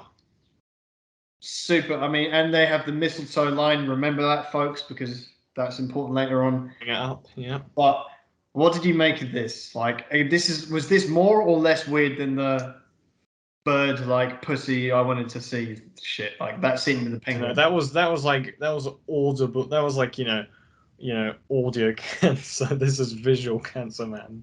This is like, wow. Like, okay, Catwoman just licked Batman's face. Pretty kinky shit. I don't know, but yeah. And I think it's shortly after this, Penguin is trying to hook up with Catwoman, and she goes, "No fucking way, you fucking freak, get the fuck out of my face." And he goes, "All right then," hands her the fucking umbrella chopper, sends her into the air, and she goes up. And again, for the third time this film, and for the fourth time for a woman, falls to her death, right? She's got 9 lives, and into this greenhouse, and she wakes up, and she's okay. And then yeah, so Batman glides down with his glider, which again is like another Arkham really cool thing, which I don't know, I just personally really like there. Yeah, Even though the you need to context of him detach doing yourself it from is Arkham, man. sorry. You need to detach yourself from the Arkham games, man. Yeah, well, I mean, watching this, I do like seeing those little things happening there. But you've got like he's gliding down. The context with which it's happening is ridiculous, obviously, because he's just been framed for killing this woman. Like you say, he's doing himself no favors. They don't even need to frame him, man. Maybe this stuff would have happened anyway because Batman is just, like you say, on a joyride, man. And that very much continues. I mean, if you're a civilian in Gotham and you're hearing that he's killing villains, right? You're seeing him do it because anyone that was at that Christmas lighting earlier saw him fucking burn those people, right? And he's like, okay, and fucking like paralyze those fucking goons for life. Yeah, this Batman's violent. Wouldn't be surprised if well, actually, he is killing people. Oh, he's just killed this ice princess. Adds up. It's not like a shock where you go, oh, I thought Batman was, trying to do the right thing, but obviously he's not. So, yeah, maybe, it's like there's no conflict. The only person that even trying to half defends him is Commissioner Gordon later on, where they find they find a batarang at the scene of the kidnap. This is earlier on, right? They find a batarang at the scene of the kidnap, and he goes, "Yeah, this is purely coincidental, but." It's like, no one else is buying it, man. And because Burton or the writers did so little to invest in the Commissioner Gordon character, his word means nothing. So he glides back down to the Batmobile, where he finds that Penguin is controlling it. Penguin appears on his monitor, and meanwhile, Penguin is he's like in a kid's little arcade car, right? It's Yeah. like the car you always wanted to go on in the shopping center, but you never went on one for some reason, or you didn't once. I don't know. He's literally in one of these, like a Batmobile one, and he's there controlling the Batmobile. It looks ridiculous, but it is quite funny, and it kind of fits this Penguin character. And he's going mental with this Batmobile because he's like, he's like driving into people. Is he shooting people down as well? I think. I don't know if he actually does bring out the guns, but he certainly is able to cause a lot of damage. And I can't quite tell if Batman's able to actually sort of steer the car away as well himself, like to sort of like push back. But No, Batman can do nothing here except punch through the floor of the Batmobile. I think some scanner on it locates where whatever is causing this thing to. yeah, the foreign object. Yeah, Yeah, the foreign object, right? Where it is. So he goes, okay, I think it's about here. Punches through the floor of the Batmobile, right? Which is impossible unless it's made of cardboard, and rips this thing off and regains control of the Batmobile. But it's like it's already the damage has been done. It's torn up a load of cars. That's what it does. It doesn't shoot people down, but it definitely kills people. On this occasion, I think we let Batman off because he's not in control of the situation. But not really, not even surprising the imagery here, unfortunately, because it is such a nice Batmobile. And then we maybe get the worst thing ever. You've got the best Batmobile ever, right? This is like a beautiful looking Batmobile. You've shown us all its gadgets. It's really cool. You get some nice action with it. And then it just turns into this fucking dildo of a fucking car. All the fucking sides come off because and the only purpose that this to serves fit through is that just thing that's closing. Yeah, yeah, to fit through a narrow alleyway so then he can kill another police car behind him, right? He's like, so it splits off into this fucking hot rod kind of fucking black dildo just to fit through this crack in the wall. And in doing so, make a police car crash behind him, definitely killing whoever was in there as well. So Batman's yeah. I back mean, against the killer. I think Christian Bale did the whole sort of like bat bike a lot better. Definitely. But this wasn't even a bike. That angered me because I That was. did surprise me. I was like, okay then. And what was the point of that? You didn't need to do that. I mean, I guess You it's have like such a beautiful Batmobile there, and you just ripped it apart for what? Just so you can get away? Could have got away another way, man. So yeah, so Batman returns to the Batcave, and he's in deep shit now because everyone recognizes him as the killer that he is. To be fair, but on this occasion he's Yeah, been if framed it's for a innocent particular people, kill that wasn't his fault. And then Alfred once again, they're seeing Penguin on TV, and Alfred again just shitting all over the Penguin, just going, "Oh, I hate this lower class scum." You know, I'm not feeling Alfred at all, man. yeah, He's like Alfred Scrooge. classism is showing. You might as well be Scrooge, man. You know, like he hates the poor. He hates poor people. I mean, yeah, is this not the part where Bruce Wayne mentions security to him, or he mentions Yes, security? Yeah, yes, I had to say I loved this because like both of us said in the previous episode. I mean, for context, people haven't seen this when Batman basically or he brings up to him like the question of security. Or actually, no. Alfred brings up the fact, you didn't secure the car or anything, which is a fair point because, a bunch of homeless people managed to break into his car. I mean, and he's able to smash through the floor with his fists, so, questions the integrity of the Batmobile. And, they have to take it to a shop, but they can't take it to any old shop to repair it. But then, Bruce Wayne actually references the fact that he let Vicky Vale into the Batcave, which I thought was like, oh, they actually brought it up. They addressed, something that which I felt was a good point because a lot of fans hated it because it was out of character for him, and I'm glad they didn't sort of brush it under the carpet because it is like it would be hypocritical for this Alfred to say yeah, lecture him on security when he literally broke the golden rule of don't let people into the Batcave. yeah, yeah. And they did that very well, and that was a deliberate move from the writers and from Tim Burton as well because they got plenty of shit for it for doing that in Batman '89. So they referred to it. I think they did that very well. They just put that to bed, like, yeah, we know we fucked up, and we're gonna leave that there, okay? Water under the bridge. But anyway, so then, so yeah, Batman, yeah, Bruce Wayne he fires shots at Alfred, and he re-enters the Batcave, and we actually see how he does that, Yeah, you're right. which is cool, because he reaches into this fish tank and presses a button, which opens up that old school style of like torture casket thing, Yeah, right? I thought that was Which a he's cool way. standing. Yeah. What is that thing again? Do you Well, know? I think like you said, it was an old method of torture. They'd sit. It might have been an Aztec thing where they sit someone in there and crush them to death with spikes. But obviously, that's not intended for him. But I do like Alfred's sort of like throwaway line where he's like, I'll just take the stairs. Oh And then yeah, I you thought that do was get to quite see him go down the stairs as well as Bruce Wayne comes in the other way. Yeah, Batman comes in through a pipe. Yeah, So like don't know why he has to, but part of the plumbing in Wayne Manor. I mean, yeah, I mean, what does this? Yeah, is Alfred's staircase just like left open? While he's got this super secret thing. Yeah. Yeah, yeah, yeah. Maybe it's But I behind a think it's cool. bookshelf. Maybe that's something we should add into our rankings. The rankings of entries into the Batcave, because so far we've got obviously the classic Adam West one, which is the bust of Shakespeare. You press the button to go down the bat poles, which is classic. It's iconic, and maybe even today that would hold up. If I saw Robert Pattinson jump into a fireman's pole to get into the Batcave, I'd buy it. If I had a Batcave, I would probably get a fire pool going on down there. That'd be really cool. I don't know. You get some like burns if you aren't wearing gloves or anything. Yeah, true, but just wear gloves then. Simple. That'd be If the fireman disgust. can do it, then why can't Batman? And as well, sorry, yeah. And then with Christian Bale's Batman, I think he just types in some shitty piano, and then the fucking bookshelf comes open. And he walks in there.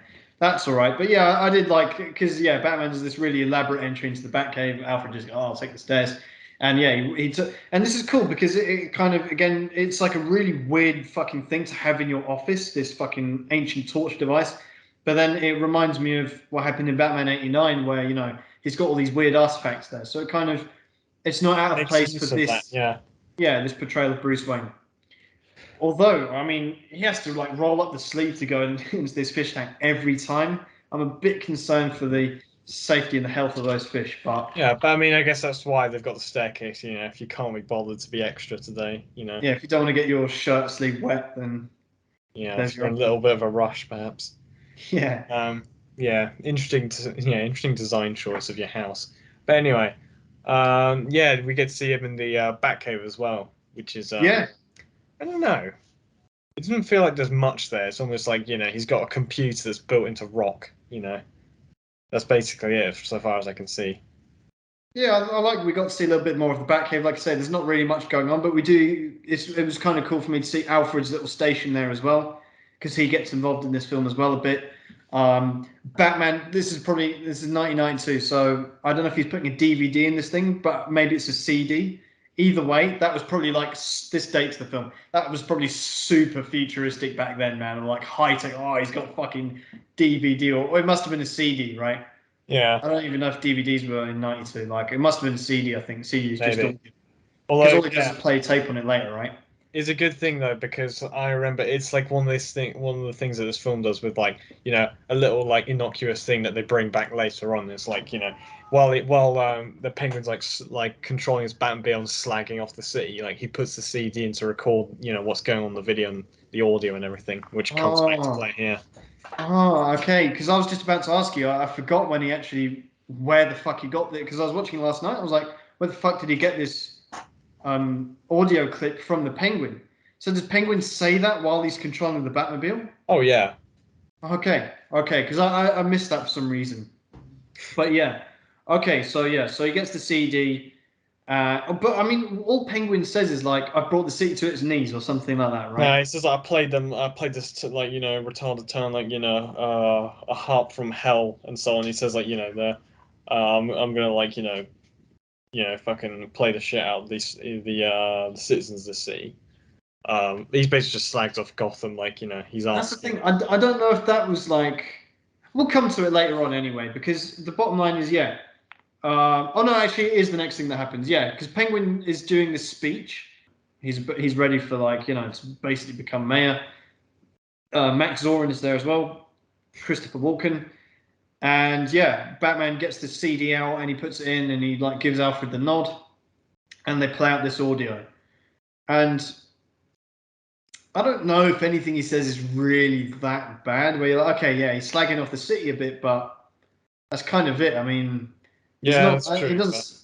I don't think it's enough for people to fucking bring out tomatoes and fucking onions and shit and fucking pelt them at him. Do you know what I mean? Just I turn don't on him know. like But I that. feel like it's almost they haven't actually. They've never. I mean, obviously we've seen it in the film, but he Yeah, hasn't done anything wrong in the eyes of the people until he starts actually to them it looks like he's slagging them off through the mic, but obviously it isn't.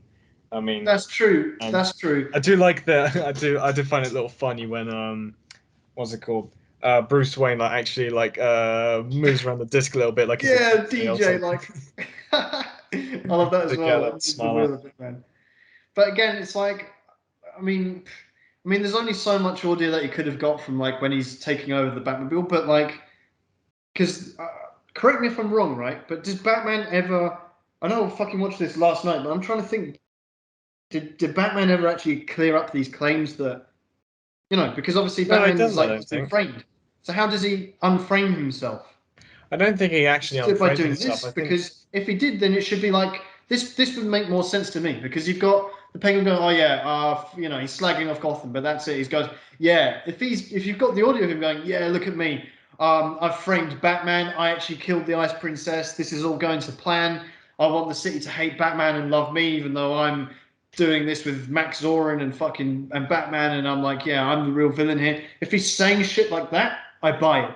But all he says is like, "Oh yeah, well fuck Gotham." You're like, "Oh, okay." I think, although it would have been a bit too maybe convenient for him to be saying all that to Batman while he's controlling the Batmobile. Like, yeah, and as I turn to the left side of the street and take out two people, by the way, you But know, either way, he's whatever Penguin's saying, he's not saying it to Batman. He's saying it to himself, right?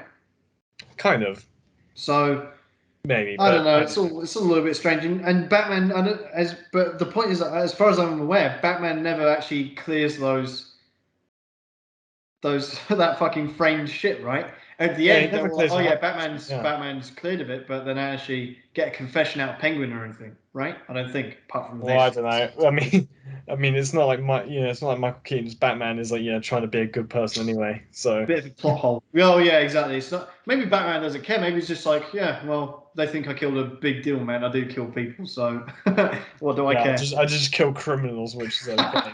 That's how comfortable Batman is with being a killer. He's like, oh, they all think I'm a killer.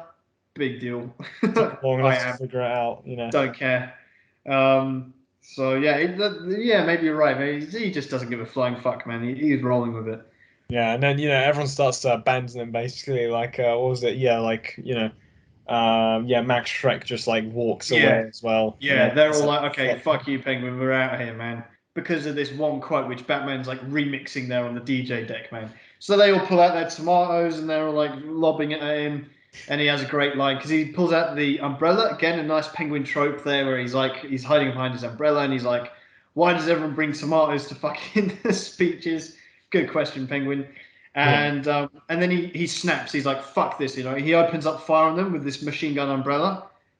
Did you like this as well or not? Are you a fan of the whole Penguin umbrella gadgets thing or not? I mean, I personally am a fan of it. I mean, other people won't be, but I think no, I love the like he's all actually got like a stand of different umbrellas that do different things. Like at the Mm. beginning when he's like twisting the one with like an illusion on it, and he's like, "Is this meant to hypnotize me?" He's Oh like, "No, it's yeah. meant to give you a fucking headache." Um, and yeah, like he pretends to fire a blanket, Max, which makes him shit Yeah. himself. But then this one with the machine gun, I mean, like I like it. It's like Tim Burton puts like a twisted twist, if you could say it, on like something that would be cartoonish. It turns like Nah, Penguin but ridiculous. I don't even think it's cartoonish because Burgess Meredith Penguin, he does the same thing. He has all these umbrella gadgets, and I think that's a really important part of the Penguin. He has to have this fucking umbrella, and you know, I mean, to go on a tangent here with the new Batman film, The Batman, you've got Colin Farrell's Penguin. It doesn't, and it's occurred to me, he never has an umbrella in it, but and obviously he'll appear in the sequel. Well, I would like to think so, unless something goes massively wrong, which with DC and Warner Brothers always has the fucking potential to. But let's hope that the Batman goes smoothly, right? Unlike fucking Zack Snyder fucking shit. I would like to think that they do incorporate the umbrella into Colin Farrell's Penguin, and that he gets to do things with it, like with a knife, with a blade coming out. Okay, the chopper thing, I'll give you that. It's a bit far, but no reason an umbrella machine gun. That's cool. But then, and this is another thing actually. I forgot to mention it before, but this is something that was playing on my mind when I watched this film because it's the same thing I was thinking in Batman '89. Because in Batman '89, right, that whole film is Batman's first kind of mission. That's when he's first mainly in the public, right? In the beginning of that film, he's just kind of a rumor, right? And then he shows himself with the Joker and everything. And I question the fact, like, okay, because he's got the Batmobile, he's got the Batwing, everything is ready and he's just been sat there waiting. He's just got all this. Can you imagine Bruce Wayne before the events of Batman '89? He's just sat there in this Batcave, like, yeah, this shit's pretty cool, man. Yeah, this is great. Alfred going, so you're gonna fight crime like you said you would when you got all this stuff? He's like, yeah, I'll get around to it. I'll do it tomorrow. But right now, I just this is pretty cool. And I get the same thing with Penguin. Like Penguin's 33 in this film, right? And what's he been doing for the last 33 years? Why did he choose this Christmas to emerge as the Penguin, right? Is this again a little bit of the biblical thing? It's just a kind of, is this a little biblical thing with like the 33 age thing? I don't know. I don't even. Yeah, I Christ being hope not. 33 years I old don't know. at the resurrection. I don't know. Who fucking Maybe knows, I don't man? know. Maybe a complete coincidence. But Strange stuff. But again, it's just like, okay, yeah, Penguin, you seem to be a pretty switched on guy and everything. Why have you chosen now to kick all this stuff into action? I don't know. But anyway. yeah, maybe it's just Okay. just something that you have to go with.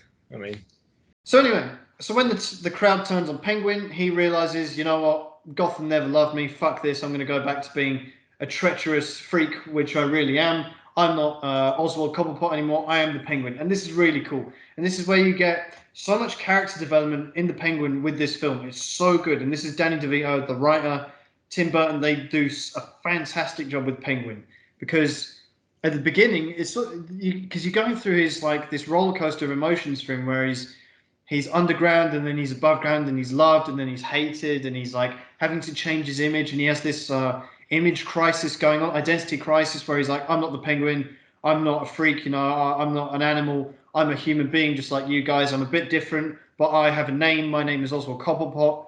And then he says, fuck all this shit. Yeah, people are fake as fuck. I'm going to go back to my roots. I am the Penguin. The only people that love me are the Penguins themselves. yeah, And we're going to fuck this city up now. So, yeah, he goes back and he jumps in the river. off the same bridge where Penguin jumps off a bridge. I think that's pretty concerning stuff for the citizens of Gotham. They're like, okay, have we just made him kill himself? We don't care. We're disgusting people. So he does this, and he gets back on his duck, the big yellow duck, rubber duck. That's ridiculous shit. This is where I'm like, okay, this is a little bit too far. But if you're going to go full Burton, full Penguin, go for it. Why not? And he goes back to the zoo. All his goons are there waiting for him. He's like, yeah, I'm not Cobblepot anymore. I'm Penguin. We're going to fuck this city up. We're going to kill the firstborn of all of Gotham's elites. And all the goons are there, and they're like, one of them.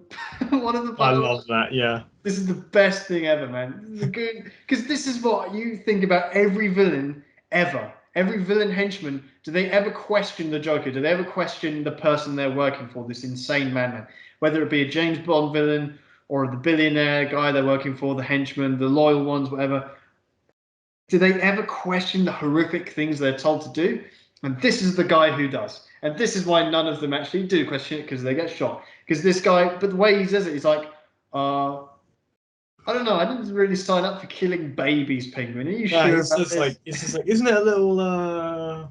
And he knows what he's gonna say, so and he shoots him. It's like, no, it's a lot. Yeah. He's like, it's a little bit too far, isn't it? It's like, and then Penguin just shoots him with the umbrella gun again. How can you not like that, man? He shoots him with the umbrella gun, and he goes, "No, we're gonna fucking do this shit." So then we cut over another really kind of fairly iconic scene I would like to think of this film, Shrek's party. So this is where everyone, it's like a costume kind of party for rich people. So they're all wearing those like masks with sticks on it. And this is exactly what happens in The Dark Knight Rises, right? Yeah. So, you know, I mean, I know everyone praises that trilogy, the Chris Nolan Batman trilogy and everything, but not all of that is as original as people give it credit for. And this is one of those things. You got this like this rich people party where they're dancing around, and Bruce Wayne and Selina Kyle dance together, just like Christian Bale and Anne Hathaway do. Yeah, but I think Exactly it's 20 years later. Yeah, I think it's interesting though in this that everyone except them is wearing masks, which is ironic because for most of the film they are actually wearing masks themselves. But I like one thing I did notice about this, two things really.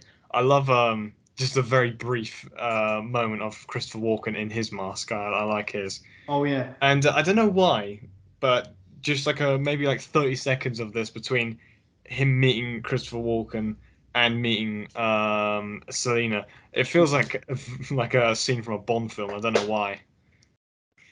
Yeah, very much so. Yeah, because he steps out in this tuxedo, and this is the first time where I really think Michael Keaton is finding his Bruce Wayne. This is this is my image of Bruce Wayne, where he's like tuxedo in this party and he's dancing, and he's like, yeah, this is giving me James Bond vibes. But again, I would really have liked to have seen. I'm not dissing Michael Keaton, but it would have been nice to have seen how someone else would have done this Bruce Wayne. Imagine, I remember when I was watching last night, I went, imagine just Pierce Brosnan in this moment.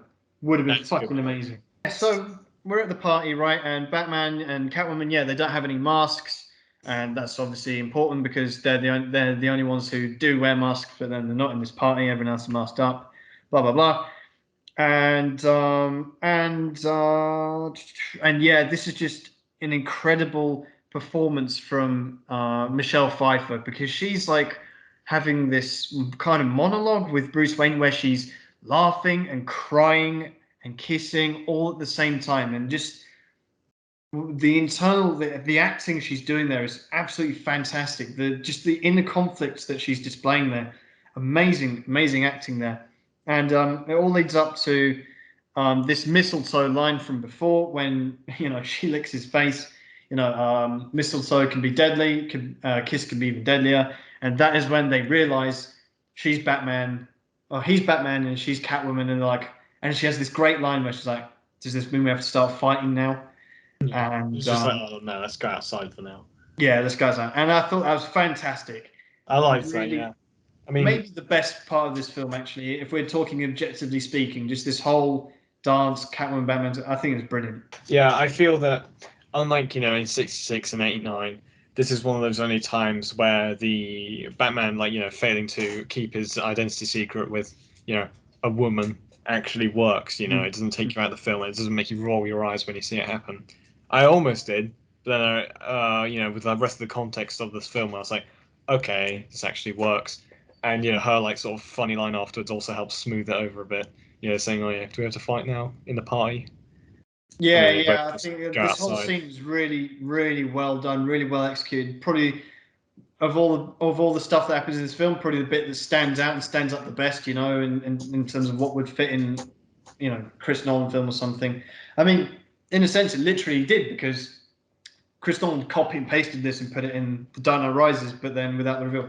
And I think you're right. Of all the times Batman's revealed his identity to someone, this one was the best way of doing it because it was accidental, but at the same time, the person he was revealing his identity to was revealing theirs to him. So I think that really works very nicely. And if you're going to reveal Batman's identity to someone, I think that's a nice way to do it. Yeah. But anyway, Then so there comes you a go. giant explosion. Yeah, we get right back to the bullshit. There's an And that explosion. took me by surprise again. Another thing, like you didn't expect Yeah, him just to turn up by like yeah, blowing up the floor while they're yeah. still in the building. But he blows a perfect circle into this hole, and rises up on the rubber duck. And this is where you're like, okay, Yeah, and yeah, yeah, and he's come for Chip Shrek. What a name! yeah. Name is And some shit. That he really is a supervillain now. oh yeah, now he's gone full penguin, and he makes a great little speech. He's like, "Yeah, well, you posh fucks, you come in for this party to dress like jerks and dance badly." I love that I line. love that. Yeah, But Danny DeVito's Penguin is fan fucking tastic for what he has to work with as portraying a man who's raised by penguins. The actual lines and his performance, the things he does, fantastic. I think Danny DeVito's Penguin is excellent, and and this is just one of those lines. And for you all to, he's just gone. He's like slagging off all these rich people, and you dance badly. Fantastic. So that's how Penguin enters, and he's looking like say for fucking Chip Shrek, and Max Zorin goes out and he's like, no, you don't want him. If you want to see someone fucking decaying in the acid and the toxic shit that I prepared, yeah. By the way, everyone, I'm a fucking villain here. Me and Penguin, we're going to sort this out. Just go back to your knives, while we have this little chat here. So Max lays it all out on the lays all his cards out, and he's like, yeah, don't take my son, take me. Which I'm like, oh, okay. So this he's not a this complete this, this cunt. fucking villain, like, okay, he really loves his son, man. I mean, I mean, yeah. I mean, he didn't love his son enough to give him a normal name, but you know, but at least you're like, okay, well, you're not letting someone else suffer for your own actions. Okay, fair enough. So he takes the place of his son, but by this time it's too late because you've got all the baby snatchers in Gotham literally going out chitty chitty bang bang style, kidnapping children. We're back at Penguin's HQ. So obviously Penguin takes Christopher Walken back to his underground base, the abandoned fucking igloo, and you just have this really comic book imagery where Max Zorin is in a cage. Christopher Walken, he's in a cage suspended above this green toxic waste, and Penguin is there like, yeah, it's game over. And there's a random monkey as well there that's like, yeah. I think it must be that single trained monkey they've used in every single film ever. yeah. Again, Um, this is the same monkey from Indiana Jones as well. Like, work it.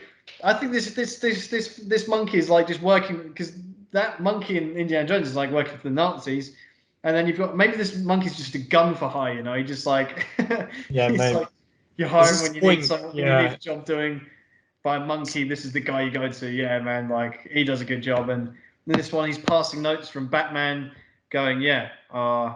you Sorry, the know, children couldn't attend. And yeah. actually, interesting note is Bob Kane. This is in his handwriting. Is This that little right? note. Yeah. Which I thought was nice because they'd done it before in the previous film as well with his little signature. And another little fun fact about this monkey is that it was actually quite terrified of Danny DeVito's makeup. Unsurprisingly, but you know, they had a little difficulty in getting it to sort of like not shit Really? itself. He's acting with them. Oh, that's amazing. So yeah, there you go. So then Penguin delivers a riling speech to his penguin army, which is, yeah. just unbelievable. And all these penguins have little rockets on them and little tinfoil hats on. Just the imagery is just ridiculous. Yeah, I like. I always, yeah, with this little like mechanical penguin army, I always thought, but the way that Batman thoughts it is like interesting. At least he just hacks into that frequency with Alfred. Yeah, Uh, because although you've got yeah. what's he actually driving? Because I don't know what you call it. You know, the bat ski, the bat I've boat, the written it bat down jet. here as Batski, yeah. So Alfred's like, okay, let me check out what's going on. Oh, okay, there's this penguin army closing in on the city square. Penguin gets into his duck, which becomes a car. And Yeah, didn't see that one coming. this is where the plot just it starts. You know, they're just okay. The film's ending. We don't give a fuck anymore. Let's Yeah, just get all it this shit starts done. It's falling like apart. because I don't know why Penguin's attacking the plaza right now, but he's doing so. He's Yeah, abandoned it's like, the. oh, this will kill 100,000 people. I'm like, I don't Oh know. yeah, he's like, oh, I'm gonna kill 100,000 people. And Christopher Walken is going, oh, that's fucked up. And like, mate, you pushed your fucking secretary out of a building earlier. You admit openly to your son that you kill people. You want to suck all the energy out of Gotham, yeah? And you're like raising your eyebrow at fucking 100k people dying. Since when were you the moral compass of this fucking film? Anyway, No you've got idea. I mean, Penguin's just like, oh, okay, so I couldn't kill all the babies. That's a shame, obviously. So now I'm going to go and blow up Gotham. So he goes out in his duck car, and then Batman comes out in the bat ski. Sorry, no. First of all, Batman, yeah, with Alfred makes yeah, the Penguins. they thwart the penguins and they send them all the way back to the zoo. Yeah, they literally make the Penguins do a 180, right? And then it's like this. Oh yeah, that's right. This countdown is going on, right? There's a countdown going on. It's like 10, 9, and then in exactly the same voice, something is wrong. Yeah, Penguins turning back. Like you're not a robot lady. You can emote if you like. You can use your yeah, I voice. You do don't want have to to talk watch like what was that. going on with that, but I Yeah. don't know. Yeah, Um, the penguin is like all sorts of weird goons. It's like not even really questionable that yeah, this someone is has a. real. This is Tim Burton shit going on now. But No, then I yeah, don't know if you get like Tim Burton excuse for literally everything, but I don't know. yeah, not in a bad way. I'm not saying anything bad about Tim Burton. Once Yeah, again, I thank Tim Burton for what he did for the image of Batman. Really, right man at the right time. But can't be too surprised at not being invited back for a third film. To be fair, after yeah, with this, some of the choices here, but strange stuff. No less than this next scene because Batman in his bat ski shoots out of the zoo and destroys Penguin's duck yeah, and they have a presumably killing little it. But yeah, they have a little standoff here where Batman goes, yeah, look, whatever, and then Penguin just looks over, and it's just like it's like from fucking Lord of the Rings or Gladiator. You've got you look to the hills and you see the army there lined up, ready to attack, but it's a fucking bunch of penguins with rockets on their back, and they just destroy this zoo. So you know that happens. In amidst all the chaos, Christopher Walken has managed to trick the monkey into giving him the keys to escape from this cage. And this is where I'm like, what the fuck was Chris Walken thinking when he was filming this scene?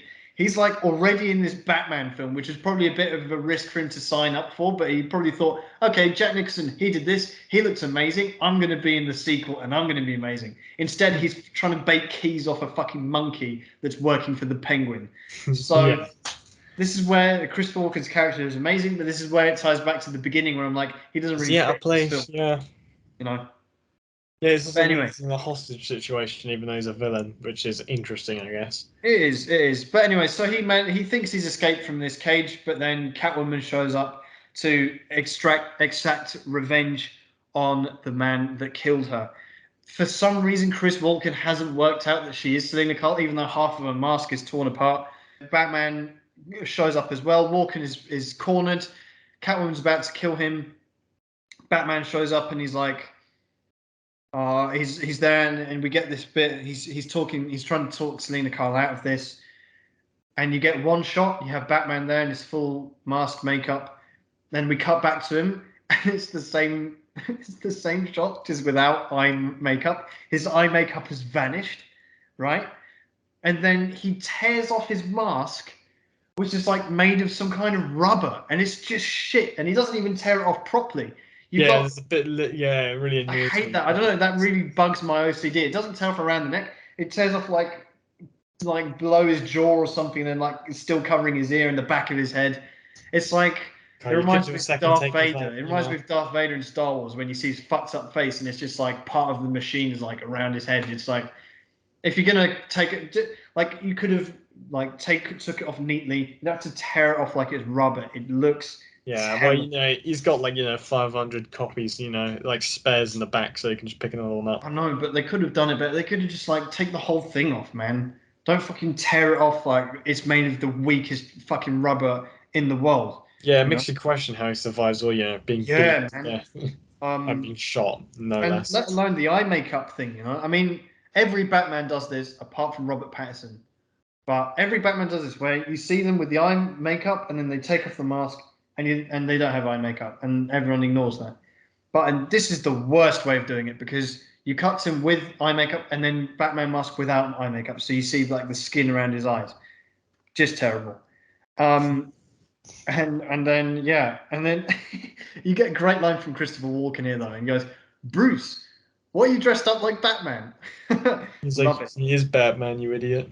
Yeah, and he's genuinely confused. He's like, Bruce, okay, well then cue us to Bruce Wayne because he's obviously done a good job at hiding his identity against all odds against fucking Alfred letting people into the Batcave on a guided fucking tour. Oh, and oh, here we have Batman. Come and meet him. Here he is. Did you know he's actually Bruce Wayne? There you go. What the fuck, Alfred? But anyway, yeah. So you've got this, and then Chris Walken shoots Batman. He shoots Selena Kyle 3 or 4 times, and it's like, oh, you're just taking lives off me. I've got 9 lives. How many bullets have you got? Bang, 6 lives left. Bang, 7 lives, or whatever. It's just fucking stupid at this point. And then she's got about 2 lives left, and she's like, oh, well, I'll save the other one for next Christmas. And then she kisses him with a taser in between them, and that Yeah, is I didn't how. understand that much. I mean, it's a what's it called? Again, something coming back, just a little from the start of the film. That taser she picks up after Batman, Yeah, downs that goon. But same I taser. didn't. I don't understand if she like tased him to death, but why she tase herself as well? Like what? Well, she's obviously sat there thinking, well, I've got 9 lives. I've just wasted about 6 of them on one gun, right? So I might as well just, use one up here. And then after this, since I've come across, I've got one more life, and I'm just going to live that until I die of natural causes. But who knows? Because yeah, she kisses a taser, and Oh God. Batman is watching all this going down, and he's like, "Whoa, what the fuck, man?"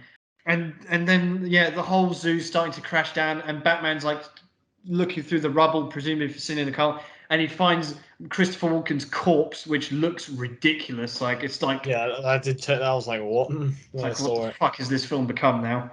Um, and this is not the last of the fucking monstrosity that the ending of this film becomes, because we get the Penguin who comes back, and this is quite funny because this is all another a lot of build up that pays off because he pulls out the wrong umbrella. It's the children's one again, and he's like, oh shit, and he dies because this is like his dying movement. His dying movement was to go and kill Batman, but then he pulls out the wrong umbrella and he's like, oh fuck, and then he falls flat on his face. And then we get the penguin pall bearers marching Oh him into yeah, they the. all just pop out the side. The They good look. They training of pull these outside guys. 6 of them. He's sliding on his front into the water, and it's like the penguin's funeral, and it's like, what the actual fuck am I watching? But Batman has just seen everyone die, so he's like, all right, I'm getting out of here now. And I've seen everything. I've seen this stupid corpse. I've seen someone kiss a taser. I've seen fucking a penguin funeral. I'm done here. So then we cut to Alfred once again in the Rolls Royce. Batman thinks he sees Catwoman in an alleyway. He's still hung up on her. He's been pricked. He's never got to bang her, right? So he's like, oh shit, I missed out there. And he says, yeah, Merry Christmas, Alfred. Goodwill to all men and women. Because is this the whole point of the film, to show sexist Gotham and Bruce Wayne at the end realizing men and women are equal? I think maybe is that the subliminal Yeah, message of this film? Bruce Wayne's journey to realizing, his own iniquities. Well, I don't know. Yeah. Yeah, It's still okay. On Bruce this, Wayne's journey to feminism. yeah, while also murdering people, but you know. Yeah. And we finally cut to the bat symbol in the sky and It's Catwoman Catwoman. showing up again. Just in case you thought the weirdness was over, no, you get Catwoman silhouette. And that's it. That was Batman Returns, 1992. This is the section of the show where we rank various elements within the Batman films that we're reviewing all up against each other. So this is the third one. So now we have Batman. Obviously, this is the same Batman. I think we're keeping Michael Keaton's Batman above Bruce Wayne's Adam West. Adam West Batman. Bruce Wayne. Now, does the Bruce Wayne in this film make you want to put him above? Because last week we put Adam West Bruce Wayne above Michael Keaton's. Do we want to change that now? We've seen a little bit more of what Michael Keaton can do as Bruce Wayne, but was it significantly enough and better to put him above Adam West? Do we revise this or not? Yeah, I feel that with Adam West's one, at least me having not seen much of the series, in the film you only really see him talking with Alfred and but and the police occasionally. I mean, and I like that he's got the Max Shrek to contrast him as well in this, and I feel this probably would in my books push him above Adam West's Bruce Wayne. In the previous one, he kind of hadn't found himself yet, I guess, and didn't really have much of a presence on screen. I mean, he still doesn't stick out that much, but especially more towards the end of the film, he's able to assert himself a bit, especially in that scene in the tuxedo, at the mask party. He is a very good Bruce Wayne there. Yeah. But yeah, he's made a massive improvement in this, so I think that's what pushes him back up. Okay, I'll go along with that. I think I agree. I think just on the strength, you're right, because he gets a bit of boardroom action. He gets a bit of, like you say, in the party. I think that definitely all works as Bruce Wayne. I'll go along with that one. So we don't have a Robin, we don't have a Joker, we do have a Penguin. So Burgess Meredith's Penguin and Danny DeVito's. Now I just want to finish. I've praised Danny DeVito a lot, but I'm not really focused on it. I think his portrayal of the Penguin is really fantastic, and the acting and the conflictions he faces, and really playing a tragic character where you feel empathy and you feel sorry for him and you're rooting for him at some points, but then he's also a villain. And he does these fucked up things as well, where you're like, oh shit. And he actually does quite a number on Batman because he successfully frames him, he successfully hacks the Batmobile, and he's got a lot of cool Penguin stuff. He also has a lot of bullshit in terms of the Penguin funeral. And I thought the Penguin funeral was kind of funny almost. It was ridiculous. It was ridiculous, man. I mean, just some of this film is. And it's not like he's even sinking that deep. It's like a pool for kids, man. It's like 2 foot deep water. Do you know what I mean? But, I don't know. I mean, they did have to fill that with 500,000 liters of water, apparently. So, good point. And you know what? Thinking about it, because I think we've only by the end of the series, there's only been 3 Penguins: Burgess Meredith, Danny DeVito, and Colin Farrell, and they're all very good Penguins. I think they're all good in their own right. So I think we're going to put Danny DeVito first. Yeah. Not slight on Burgess Meredith though. He's a very good Penguin as well in the series and the film. Shame we can make it to be the father in this, but yeah, that would have been amazing. Just I don't know if we said this last time, but Adam West was nearly cast as Thomas Wayne. I didn't know. Don't know if you knew that. Yeah, Catwoman. I think we're putting Michelle Pfeiffer above. Nothing so Steve from Kitka, man. Yeah, I think again as well, similar to what I said about Danny DeVito's portrayal of the Penguin. You could say the same things about Michelle Pfeiffer. Very convincing. I think she has some really exceptional displays of just these inner conflicts and the duality within her, where she's fighting against herself. The bit where, especially in the dance, where she's laughing and crying, etc., she looks fantastic. She looks really amazing, and in her suit as well, in her costume, she really got into the role. I think she did a fantastic performance. I think this Catwoman will I think for sure we're going to put her first, but I'm going to be very interested to see when we come up against other Catwomans and how she's going to finish up in our rankings as well at the end of this series, because I think a Catwoman is very good and it's going to be very tough for others could be, apart from maybe her origin and where she falls 50 stories and then gets revived by cats nibbling her fingers. I don't know. Other than that, she does some very like insane things, like a lot of like unhinged stuff where you really believe she's like, well, she's really lost it. She's really unhinged, and that convinces me, and I really like that. And I think that's again That's really Tim Burton's. A lot of credit goes to him because he's just very good at doing these characters that are twisted and unhinged. And what would someone like that do? And this is why his villains are so strong and so identifiable, because they're very convincing in their insanity and their motives. I think that's obviously a very important thing to have for villains. So Yeah, I'd have to say the villain cast in this is extremely well, very strong. I'd say yeah, the three of them together are well, they're not single-handedly, individually able to sort of fill the void that Jack Nicholson left, but the fact that all three of them together are able to definitely sort of fill in the void of a big villain. They're able to make up for the fact that he's not there. I feel. yeah, and they're all good because they all provide different different challenges for Batman as well, right? Because Penguin is like the classic Batman supervillain, and then you've got Max Schreck, who, like you said, is like the Bruce Wayne kind of villain. And then you've also got Catwoman, who's like providing this romantic conflict as well as being a villain as well. So it is very Bit of nice. a villain for a They Bruce all Wayne offer Batman different film. challenges for him, which obviously helps the Batman character develop as well. Yeah. Alfred and Gordon, I think they both remain, both of them Yeah. below the ones from the Batman 1966. Alfred sucks. Gordon sucks even more. I mean, it is nice at least you get to see Alfred a bit more in this, and he gets a little bit more involved. The Batmobile, obviously staying number one, gets to do even more. Although the fucking dildo that it turns into is pissing me off, man. But we'll pretend that never happened. The next one is the Bat suit. So this suit is just the same one from the 89 with some slight enhancements. Yeah, could you So count as a separate one? I don't I know. think so. I Yeah, think so. perhaps. Because Suit it from is 92 visibly above the different suit in from terms 89 of above the suit from 66. yeah. Yeah. And then we have the love interest. So I don't know. Yeah, I think, well, obviously Selena Kyle's the He's love a interest top here. And so is far. it better than Vicky Vale? I think it is better personally, minus the weird sexual scenes, which kind of are like I They don't kind want of to really build see into a it. woman's And face. I think just on the Vicky Vale's character was good, but I don't know. I never really bought into it that much. I didn't care about it that much. Whereas in this film, it is very crucial. And I think I'm convinced by it.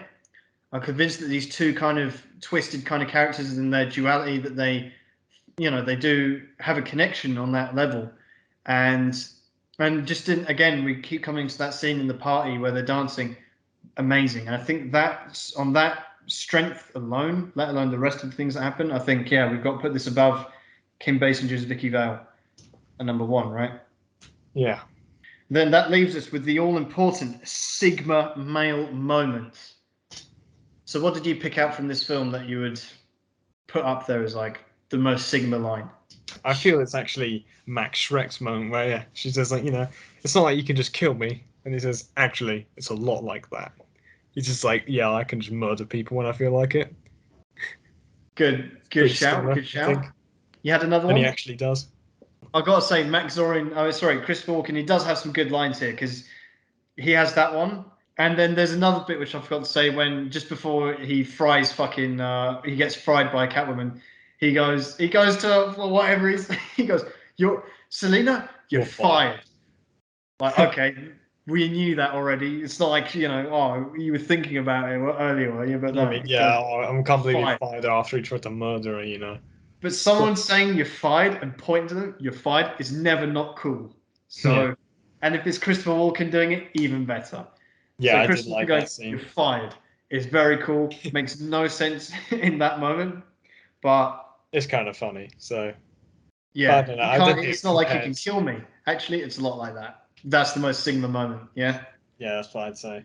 I'm with that. This, And where we're it's going a to rank Sigma it segment. against Batman 66, which is number two, where he's going, "Oh, I'm a capitalist with loads of cash on me," and Joker, "I didn't ask."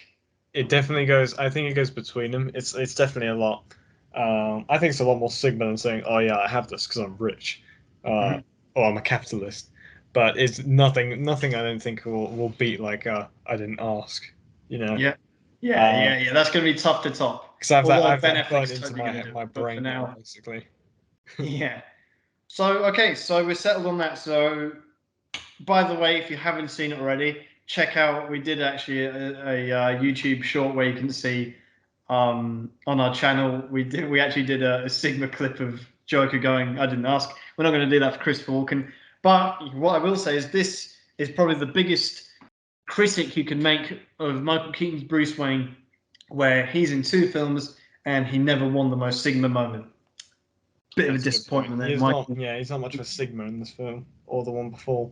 No, not much of a Big Sigma. disappointment. You know, Bruce Wayne meant to be the Sigma male icon of these. At least an alpha male, but he's nothing, man.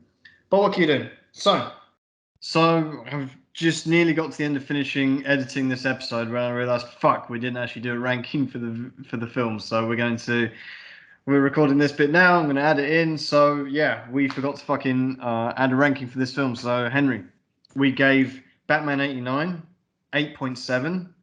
That's at number 1, and then at number 2 we have Batman 1966 at a ranking of 6.6. So what do you want to give Batman Returns? Personally, I thought this over a bit, and I would probably give it a 7.1.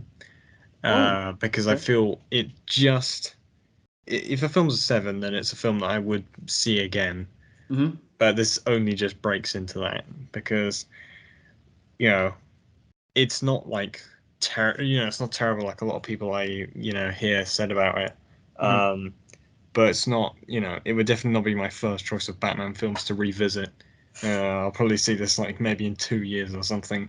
That's the thing. Whereas, I can't see myself watching this again. It's just even though it does have some really memorable moments and yeah, it's just I don't feel like I want to revisit this film again. When I rewatched it, I was kind of like, I mean, I like that some of the bits got me again, like that it had the same effect on me the second time upon viewing. So it did have rewatchable value there. But I mean, for me, it just didn't quite. It's not something I want to revisit. I think 7.1. I don't know because it's such a mixed bag of a film. There's some really yeah, good that's things true. in it, and there's some really like stuff where I'm just like, nah, I just don't like this. It's Yeah, fucking it's hard stupid. though because I can't really put it below Adam West's one. No, definitely not. 7.1. Perhaps a 6 point. I don't know, 6 bit. I think we could give it a 7 dead, and then I'd feel happy with that. I think 7, just because it's good. I don't want to, it's not a bad film by any stretch of imagination, but it's also like, Yeah, I think it uh, might be the Christopher Walken effect. I don't That's know. one of the only reasons I'd rewatch it.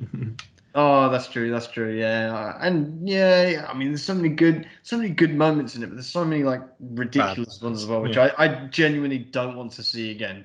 I don't want to see the fucking penguin funeral again. Some dumb No, shit. I'd watch it again for the Penguin funeral. I thought it was pretty funny.